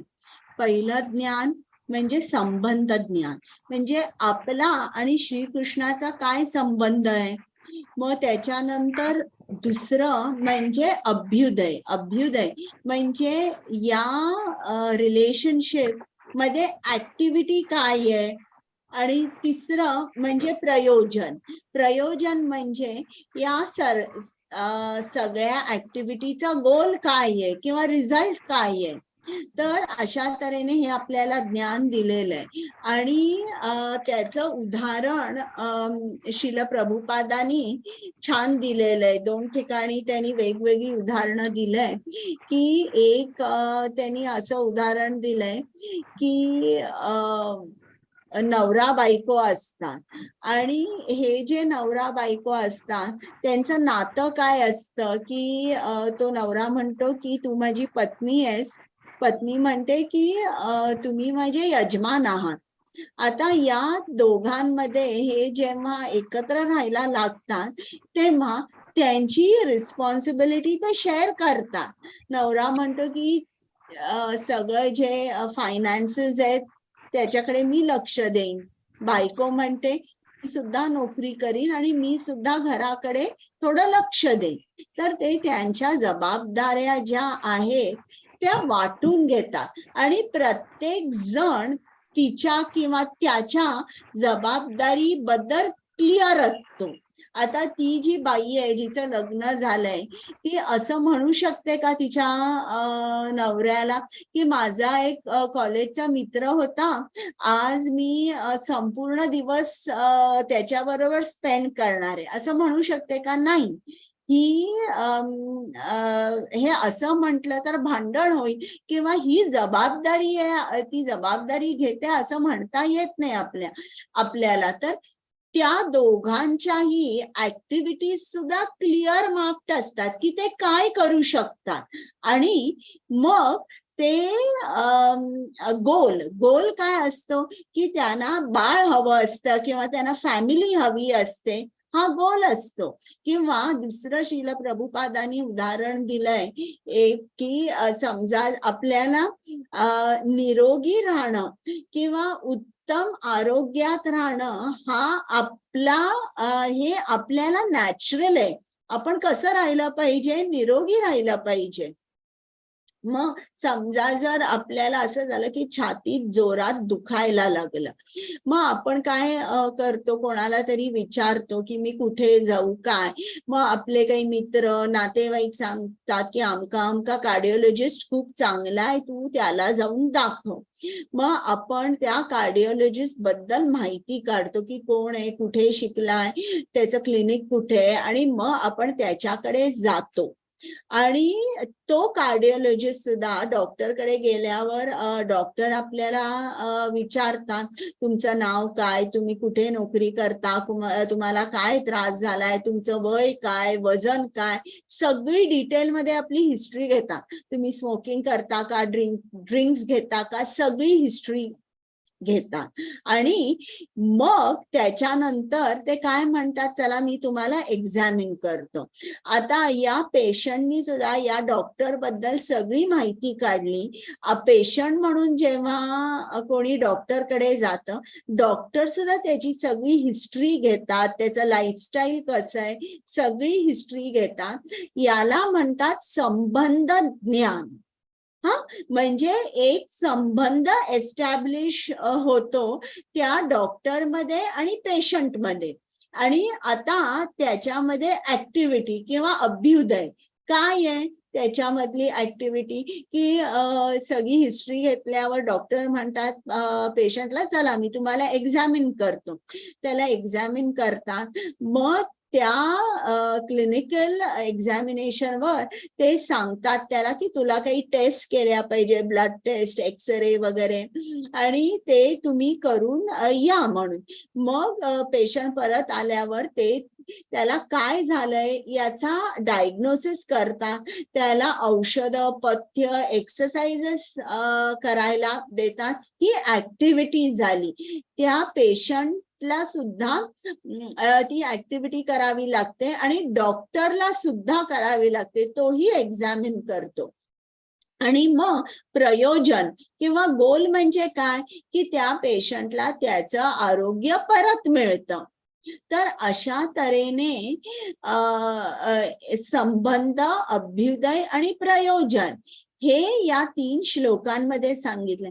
तर 10.8 मध्ये काय सांगितलंय की मी सर्वांचा उगम आहे किंवा मी सर्वांना निर्माण केलेलं आहे. आपण सर्व निर्मित आहोत, पण निर्माता कोण आहे? निर्माता श्री कृष्ण आहे.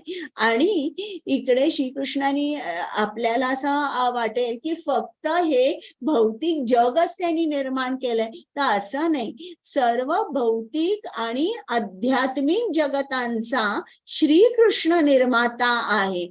I am the source of all spiritual and material world's.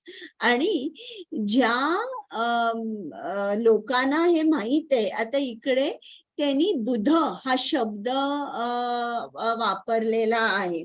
तर याचा अर्थ काय आहे? बुधा हा शब्द वापरलेला आहे. तर बुधा म्हणजे जे ज्ञानी लोक आहेत किंवा ज्यांनी निसंशयपणे मला जाणलेलं आहे, जे बुद्धिमान आहेत, यांना हे माहित आहे आणि ते काय करतात, ते माझ्या भक्ती सेवेमध्ये व्यस्त राहतात. आणि ते मला माझी पूजा कशी करतात ते पूर्ण भावाने. आता इकडे शब्द आहे की हे या लोकांना बुधा म्हटलेलं आहे, पण फक्त इकडे कृष्ण थांबलेला नाही. बुधा भाव समन्विताः, बुधा भाव समन्विताः म्हणजे अंतःकरणपूर्वक, ध्यानपूर्वक, पूर्ण भावाने ते माझी आराधना करतात किंवा माझी भक्ती करतात, माझी पूजा करतात. तर ही ऍक्टिव्हिटी झाली. संबंध ज्ञान काय आहे की मी निर्माता आहे आणि तुम्ही निर्मित आहात. I am the creator, you are the created. म्हणजे हे आपलं नातं आहे.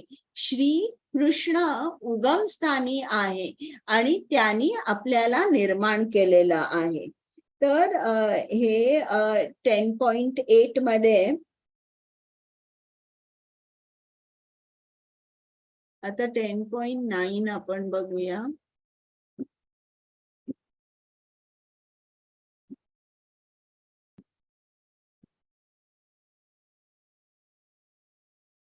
कुमुद माताजी. येस. मच्चित्ता मद्गत प्राणः बोधयन्त परस्परं कथयन्तश्च मां नित्यं तुष्यन्ति च रमन्ति च. हरे कृष्णा. हरे कृष्ण. माझ्या शुद्ध भक्तांचे चित्त माझ्यामध्येच वास करीत असते. त्यांचे जीवन माझ्या सेवेमध्ये समर्पित असते आणि एकमेकांमध्ये माझ्याविषयी चर्चा करण्यापासून आणि बोधन करण्यापासून त्यांना अत्याधिक संतोष तथा आनंद प्राप्त होतो. हरे कृष्ण.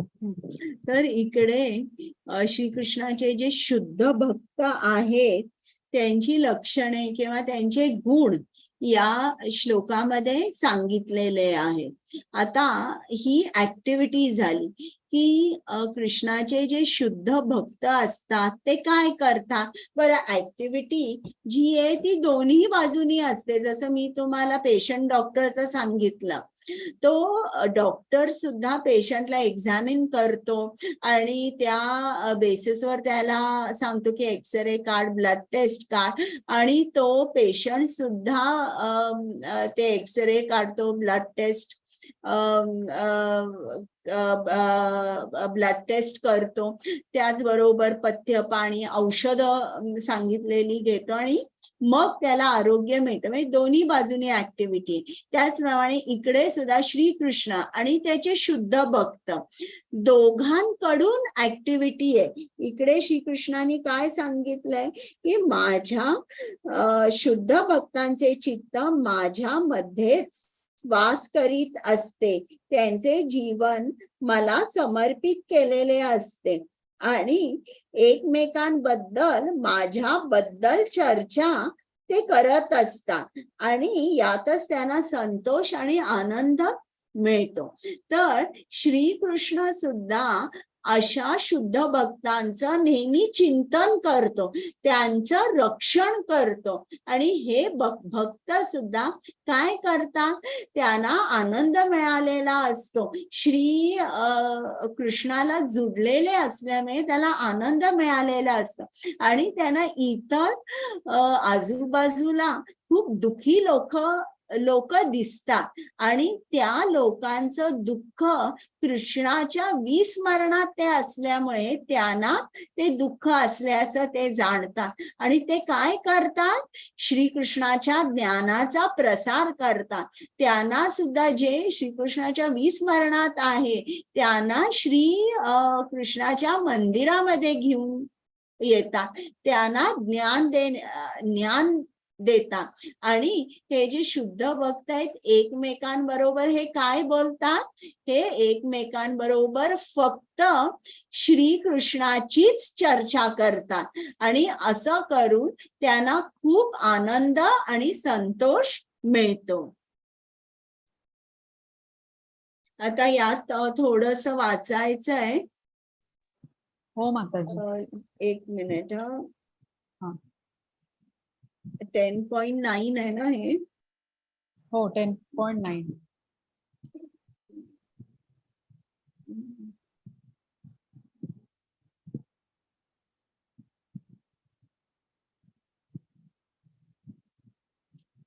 सेकंड पॅरेग्राफ जो आहे ना तिथपासून. हा. हरे कृष्ण. भक्तिमय सेवेच्या प्रारंभिक अवस्थेमध्ये शुद्ध भक्तांना सेवेद्वारेच दिव्यानंदाचा अनुभव येतो आणि परिपक्व अवस्थेमध्ये ते भगवत प्रेमामध्ये स्थित असतात. एकदा ते अशा दिव्य अवस्थेमध्ये स्थित झाल्यावर भगवंतांनी आपल्या धामामध्ये प्रगट केलेल्या परमोच्च संसिद्धीचे आस्वादन ते करू शकतात. श्री चैतन्य महाप्रभू भक्तिमय सेवेची तुलना हृदयामध्ये होणाऱ्या बीजरोपणाशी करतात. ब्रह्मांडातील निरनिराळ्या लोकांमध्ये असंख्य जीव भ्रमण करीत असतात आणि त्यांच्यापैकी थोड्याच जीवांना शुद्ध भक्तांच्या संगतीत येण्याचे आणि भगवत भक्ती म्हणजे काय हे जाणून घेण्याचे सद्भाग्य लाभते. भक्तिमय सेवा ही एका बीजाप्रमाणे आहे आणि जर जीवाच्या हृदयामध्ये या बीजाचे रोपण केले तर जीवाने हरे कृष्ण कृष्ण कृष्ण हरे हरे, हरे राम राम राम हरे हरे या महामंत्राचे श्रवण तथा कीर्तन केले तर एखाद्या वृक्षाचे बीज नियमितपणे पाणी घातल्याने अंकुरित व्हावे तद्वत ते बीज अंकुरित होते. ही आध्यात्मिक भक्ती लता हळूहळू वाढत जाते आणि ब्रह्मांडाचे आवरण भेदीत आध्यात्मिक विश्वातील ब्रह्मज्योतीमध्ये प्रवेश करते.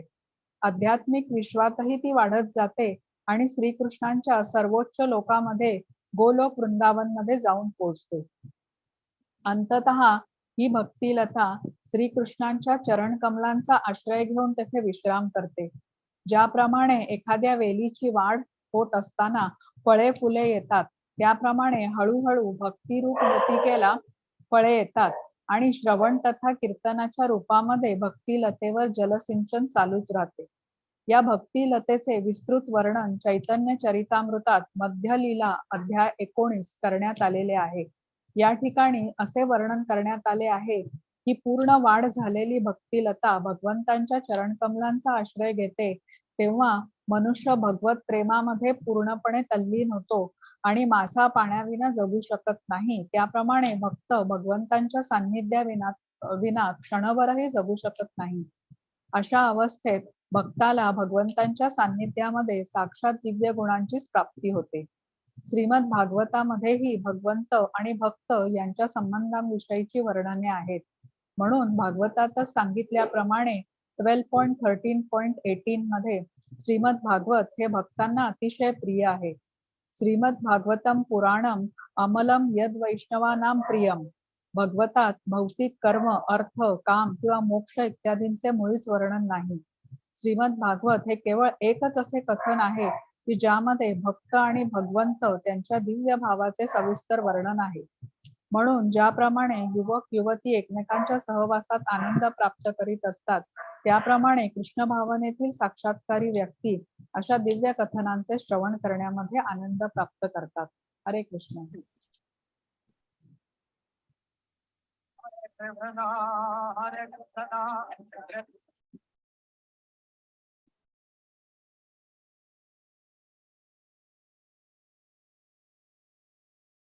आता शुद्ध भक्ताची लक्षणे इकडे सांगितलेली आहे.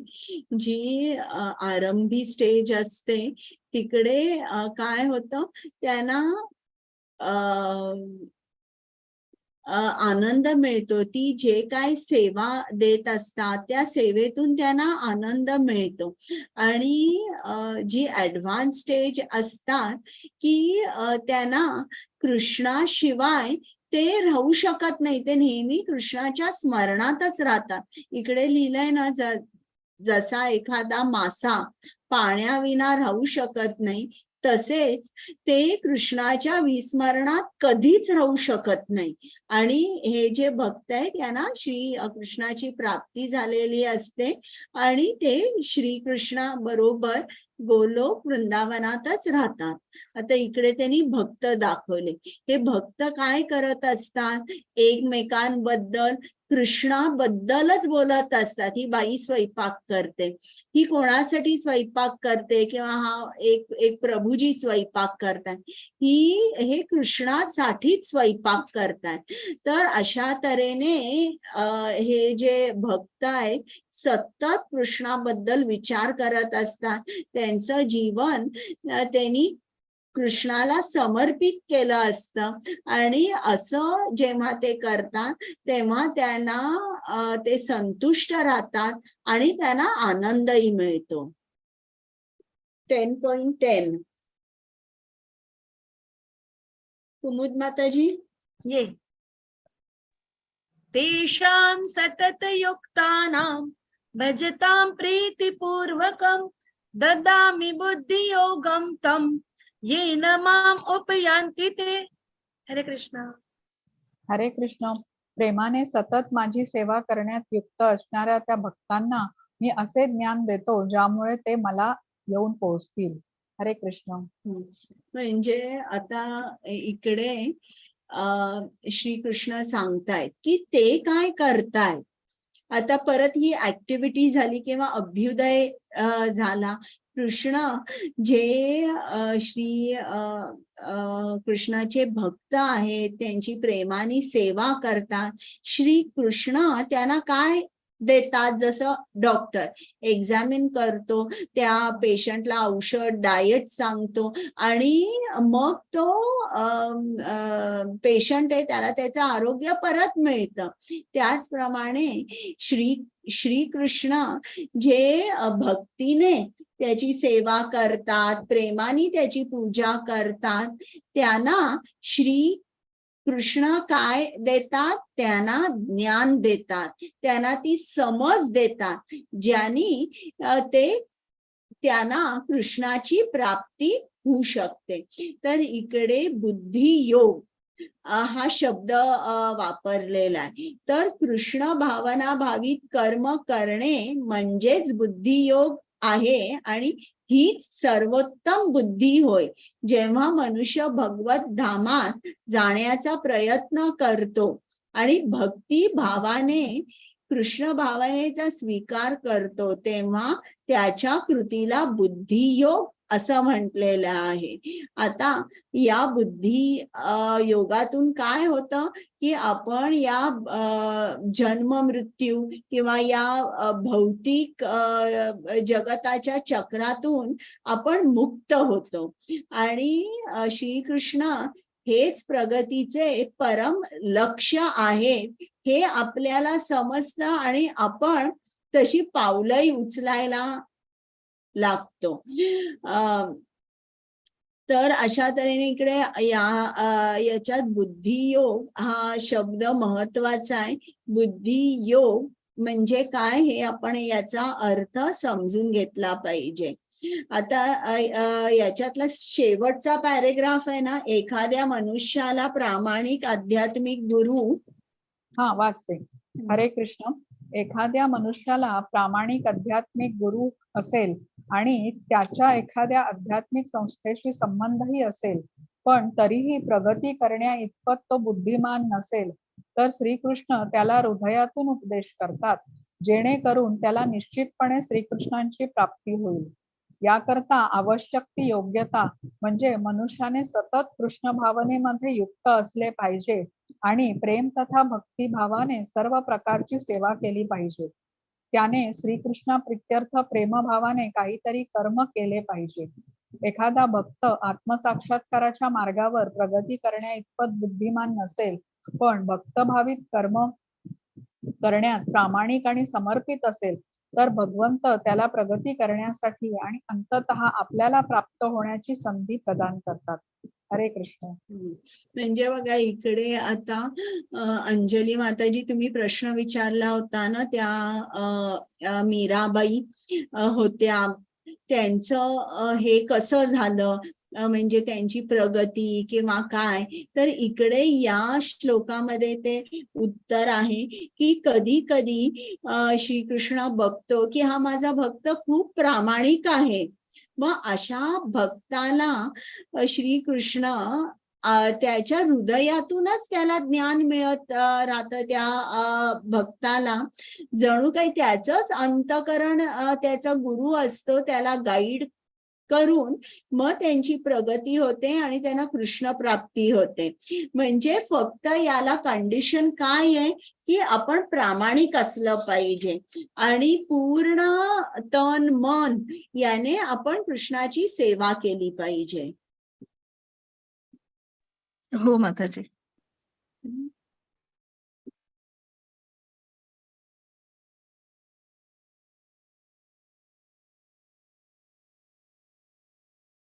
आता ज्ञान योग आणि कर्मयोग हे भक्ती योगापेक्षा कसे वेगळे तिकडे सांगितलेलं आहे.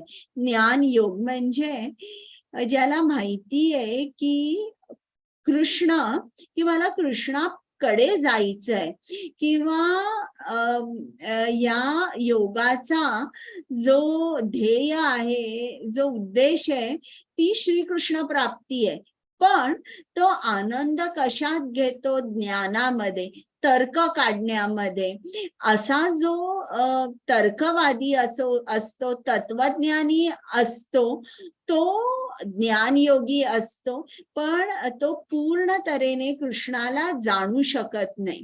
कर्मयोगी, जो कर्मयोगी आहे त्याला माहिती आहे की मला कृष्ण प्राप्ती करून घ्यायची आहे, पण कुठेतरी त्या कर्माशी किंवा कर्माच्या फळाशी तो आसक्त आहे. हा पण योगी परिपूर्ण म्हणता येत नाही. पण ज्याला माहिती आहे की अंतिम ध्येय म्हणजे कृष्ण आहे आणि कृष्णाची प्राप्ती करण्यासाठी त्याला पूर्ण तऱ्हेने कृष्ण भावना भावित जीवन जगलं पाहिजे, त्याला भक्तीच केली पाहिजे, हा जो भक्त आहे हा शुद्ध आहे आणि त्याला सिद्धी किंवा परफेक्शन प्राप्त होतं. 10.11 हरे कृष्णा. तेषाम् एवानुकंपार्थम् अहम् अज्ञानजं तमः नाशयाम्यात्मभावस्थः ज्ञानदीपेन भास्वता. माताजी मी लीव करते हं, मला चालेल चालेल. आता हा शेवटचाच आहे. येस. हरे कृष्णा. हरे कृष्ण. त्यांच्यावर विशेष अनुग्रह करण्यासाठीच त्यांच्या हृदयात वास करणारा मी ज्ञानरूपी तेजस्वी दीपाने त्यांच्या अज्ञानजन्य अंधकाराचा नाश करतो. हरे कृष्ण. आता इकडे प्रयोजन सांगितलेलं आहे. काय आहे प्रयोजन, आणि श्रीकृष्णाची ऍक्टिव्हिटी पण सांगितली की आउट ऑफ कंपॅशन, म्हणजे श्री कृष्णाची ती अहैतुकी कृपा आपण म्हणतो, म्हणजे अकारण कृपा जी आहे त्याला कारण नाहीये. या कृपेमुळे कृष्ण काय करतो की आपल्या हृदयातलं जो अंधकार आहे किंवा जे अज्ञान आहे ते अज्ञान तो नष्ट करतो आणि ज्ञानाचा दीप प्रज्वलित करतो. एकदा ज्ञानाचा दीप प्रज्वलित केल्यानंतर आपल्याला ज्ञान आपल्या हृदयामध्ये प्रकट झाल्यावर आपण काय करणार? आपण या भौतिक जगाशी आपली आसक्ती अजिबात राहणार नाही. आपली आसक्ती फक्त श्रीकृष्णाकडेच राहील. आता इकडे त्यांनी एक गोष्ट सांगितलंय की चैतन्य महाप्रभू आणि प्रकाशानंद सरस्वतींची. तर पहिला पॅरेग्राफ आहे तो वाचायचा आहे. हो माताजी. हरे कृष्ण. जेव्हा श्री चैतन्य महाप्रभू काशीमध्ये राहून हरे कृष्ण कृष्ण कृष्ण हरे हरे हरे राम राम राम हरे हरे या महामंत्राचा प्रसार करीत होते, तेव्हा सहस्रावधी लोक त्यांचे अनुसरण करीत असत. काशीमधील तत्कालीन अत्यंत प्रभावशाली आणि विद्वान पंडित प्रकाशानंद सरस्वती हे श्री चैतन्य महाप्रभूंचा भावुक म्हणून उपहास करीत. मायावादी दार्शनिक कधी कधी भक्तांची आलोचना करतात, कारण बहुतेक भक्त अज्ञानरूपी अंधकारात आहेत आणि तत्वज्ञानाविषयी भोळे भाबडे भावुक आहेत असे त्यांना वाटते. परंतु हे सत्य नाही. भक्तीच्या तत्वज्ञानाचा पुरस्कार केलेले अनेक विद्वान पंडित आहेत. तथापि एखाद्या भक्ताने जरी या विद्वानांच्या किंवा आपल्या आध्यात्मिक गुरूंच्या ग्रंथाचा लाभ करून घेतला नाही, तरी सुद्धा त्याने प्रामाणिकपणे भक्तिमय सेवा केल्यास श्रीकृष्ण त्याला त्यांच्या अंतःकरणातून सहाय्य करतात. म्हणून कृष्ण भावनेमध्ये युक्त असलेला प्रामाणिक भक्त अज्ञानी राहू शकत नाही. याकरता आवश्यक ती पात्रता म्हणजे त्याने पूर्णपणे कृष्ण भावना भावित होऊन भक्तिमय सेवा केली पाहिजे. हरे कृष्ण. हरे कृष्ण. तर आता हे प्रकाशानंद सरस्वती कोण होते? हे यांचा जन्म 16व्या शतकात दक्षिण भारतेमध्ये झाला होता आणि ते शंकराचार्यांचं तत्वज्ञान फॉलो करत होते. आता जेव्हा त्यांनी संन्यास घेतला तेव्हा ते दक्षिण भारतेतून काशीला गेले आणि तेव्हा काशी हे एक काय म्हणतात तसं सेंटर ऑफ स्पिरिच्युअलिटी, किंवा जर तुम्हाला पुढे शिक्षण घ्यायचं असेल, शास्त्र शिकायचे असतील तर सर्व लोक काशीला जात होते. तर हे तिकडे काशीला गेले आणि ते तर खूप मोठे विद्वान होते प्रकाशानंद सरस्वती, आणि काहीच वर्षात ते खूप प्रसिद्ध झाले आणि त्यांचे जवळजवळ हजारो संन्यासांनी त्यांच्याकडून दीक्षा घेतली आणि त्यांचं नाव लवकरच पूर्ण भारतभर पसरलं. आता त्याच वेळेला ते जेव्हा काशीमध्ये होते तेव्हा ते चैतन्य महाप्रभू हे दक्षिण भारतेत गेले आणि प्रकाशनंद सरस्वती आहे त्यांच्या कुटुंबाला भेटले. आणि जे प्रकाशनंद सरस्वतींचे जे मोठे भाऊ होते व्यंकट भट म्हणून, ते आणि त्यांचा पूर्ण परिवार हे लक्ष्मी आणि विष्णू यांचे उपासक होते. पण जेव्हा ते चैतन्य महाप्रभूला भेटले आणि त्यांच्या मुखातून जेव्हा त्यांनी कृष्णाची महिमा ऐकली, तेव्हा त्यांनी श्री चैतन्य महाप्रभूंना सांगितलं की आम्हाला तुमच्याकडून दीक्षा घ्यायची आहे. आणि अशा तऱ्हेने त्यांचा पूर्ण कुटुंब आता कृष्ण भक्ती करू लागला. तर हे कुठेतरी प्रकाशनंद सरस्वतींनी ऐकलं होतं आणि त्यांना हे एक क्युरिओसिटी होती की हे कोण आहेत चैतन्य महाप्रभू आणि मला चैतन्य महाप्रभूंना भेटायचं, अशी तेव्हा त्यांच्या मनामध्ये ती कुतूहलता होती जेव्हा त्यांनी हे ऐकलं होतं की हे सगळे आपला भाऊ आणि त्याचं पूर्ण कुटुंब आता कृष्ण भक्ती करतात. मग जेव्हा चैतन्य महाप्रभू हे 2 महिन्यासाठी काशीला गेले, तेव्हा तिकडे त्यांनी पूर्ण नगर संकीर्तन केलं. ते आणि त्यांचे भक्त हे हरिनाम संकीर्तन करत रस्त्यावरून गल्ल्यातून फिरत होते आणि त्यांच्याबरोबर हजारो जे यात्री तिकडे आले होते ते सुद्धा यांच्या पाठीमागे संकीर्तन करू लागले. काही जण चैतन्य महाप्रभूंचा आवाज खूप मधुर होता त्यांनी आकर्षित झाले. काही जणांना चैतन्य महाप्रभूंचं रूप खूप आवडलं, त्यांनी ते तिकडे आकर्षित झाले. काही जण त्यांचं प्रवचन ऐकलं होतं चैतन्य महाप्रभूंचं, त्यांनी आकर्षित झाले. असे हे सगळे जण जे संन्यासी यात्री आहेत ते सगळे यांच्या संकीर्तन जे त्यांनी चालू केलं होतं त्याच्याकडे ते आकर्षित झाले. आता हे जे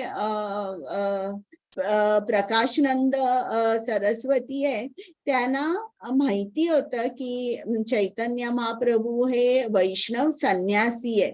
पण आता त्यांनी बघितलं की सगळे यात्री आणि बरेच लोक या चैतन्य महाप्रभूकडे आकर्षित झाले. आता त्यांची जी व्हॅल्यू आहे ती कमी होणार ही भीती असल्यामुळे त्यांनी ठरवलं की हे चैतन्य महाप्रभू जे काही करतायत त्याला आपण नावं ठेवली पाहिजे. म्हणून त्यांनी त्यांच्या जे फॉलोवर्स होते प्रकाशनंद सरस्वती त्यांना सांगितलं की तुम्ही तुमचं लक्ष वेदांत सूत्रांकडे द्या, हरिनाम संकीर्तनात तुम्ही अजिबात भाग घ्यायचा नाही. आणि हे जेव्हा ते सांगत होते तेव्हा चैतन्य महाप्रभूंचा एक भक्त जो ब्राह्मण होता त्यांनी हे सगळं ऐकलं आणि हे ऐकल्यानंतर हा ब्राह्मण होता यांनी येऊन चैतन्य महाप्रभूंना सांगितलं की मला आवडलं नाही ते तुम्हाला तुमच्या हरिनाम संकीर्तनाला नावं ठेवत होते, ते लोकांना सांगतात की हरिनाम संकीर्तनाला जाऊ नका आणि तुम्हाला कमी लेखतात. तर असं सांगितल्यावर त्या ब्राह्मणाने सांगितलं की मी त्यांना आपल्या घरी जेवायला बोलवतो, एक मीटिंग अरेंज करतो. आणि अशा प्रमाणे त्यांनी मीटिंग अरेंज केली. प्रकाशनंद सरस्वतींना जेवायला बोलवलं चैतन्य महाप्रभू जिकडे उतरले होते तिकडे. आणि मग प्रकाशनंद सरस्वतींनी चैतन्य महाप्रभूंना म्हटलं की प्रत्येक संन्यासाचं कर्तव्य आहे की त्यांनी वेदांत सूत्रांचा अभ्यास केलाच पाहिजे. तुम्ही हे हरिनाम संकीर्तन का करताय? मग चैतन्य महाप्रभूंनी सांगितलं, कारण मी खूप मोठा मूर्ख आहे. मी मूर्ख असल्यामुळे माझ्या गुरुनी मला सांगितलं की तू वेदांताचा अभ्यास करू नकोस, तू फक्त हरिनाम घे.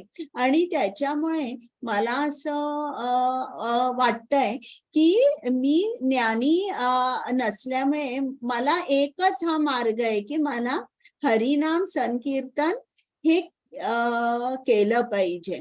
आणि मी माझ्या गुरूंचा आदेश आहे, हा आदेश पाळतो आणि मी हरिनाम संकीर्तन करतो. तर हे असं सांगितल्यानंतर हे प्रकाशनंद सरस्वती होते, यांना माहित होतं की हे जे चैतन्य महाप्रभू होते हे खूप विद्वान होते. नवद्वीप मध्ये जेव्हा ते राहत होते तेव्हा त्यांचं नाव निमाई पंडित होतं. तर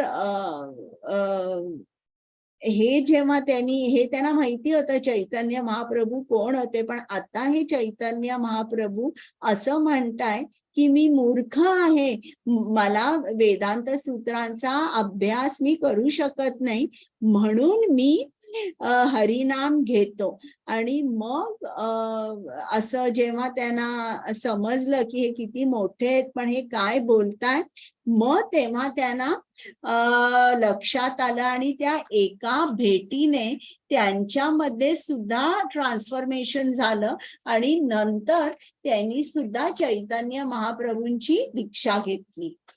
तर ही अशी स्टोरी आहे. हा, आता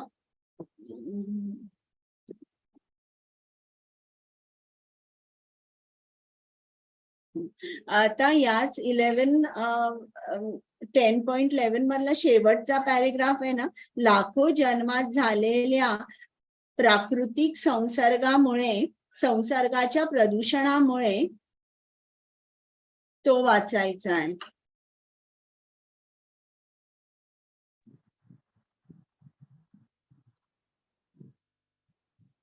माताजी कुठलं म्हणालात तुम्ही?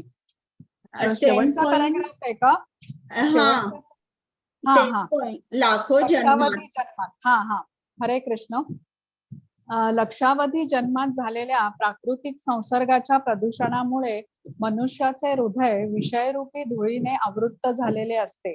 परंतु जेव्हा तो भक्तिमय सेवेमध्ये निमग्न होतो आणि निरंतर हरे कृष्ण महामंत्राचे नामस्मरण करतो, तेव्हा ती धूळ त्वरित नाहीशी होते आणि त्याला शुद्ध ज्ञानाची प्राप्ती होते. अंतिम ध्येय श्री विष्णू हे केवळ नामस्मरणाने आणि भक्तियोगानेच प्राप्त होऊ शकतात. मानसिक तर्कवादाने किंवा वादविवादाने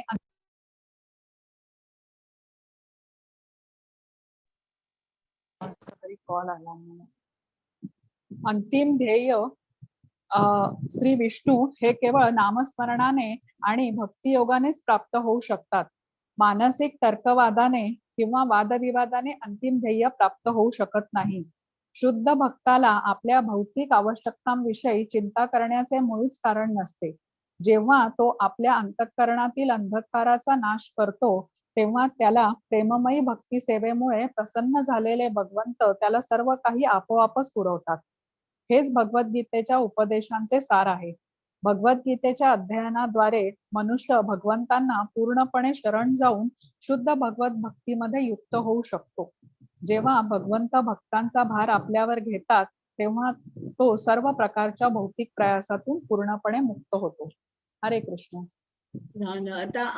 आता हे जे प्रकाशनंद सरस्वती होते, जेव्हा त्यांनी बघितलं की चैतन्य महाप्रभू स्वतःला म्हणतायत की मी मूर्ख आहे, पण खरं तर हे खूप मोठे विद्वान होते. तेव्हा चैतन्य महाप्रभूंनी नंतर या प्रकाशनंद सरस्वतींना पटवून दिलं की शंकराचार्यांची जी फिलॉसॉफी आहे ती परिपूर्ण नाहीये, ती परफेक्ट नाहीये. त्याच्यामधल्या जे लिमिटेशन्स आहेत ते त्यांना दाखवले आणि मग या प्रकाशनंद सरस्वतींनी या चैतन्य महाप्रभूंची दीक्षा घेतली.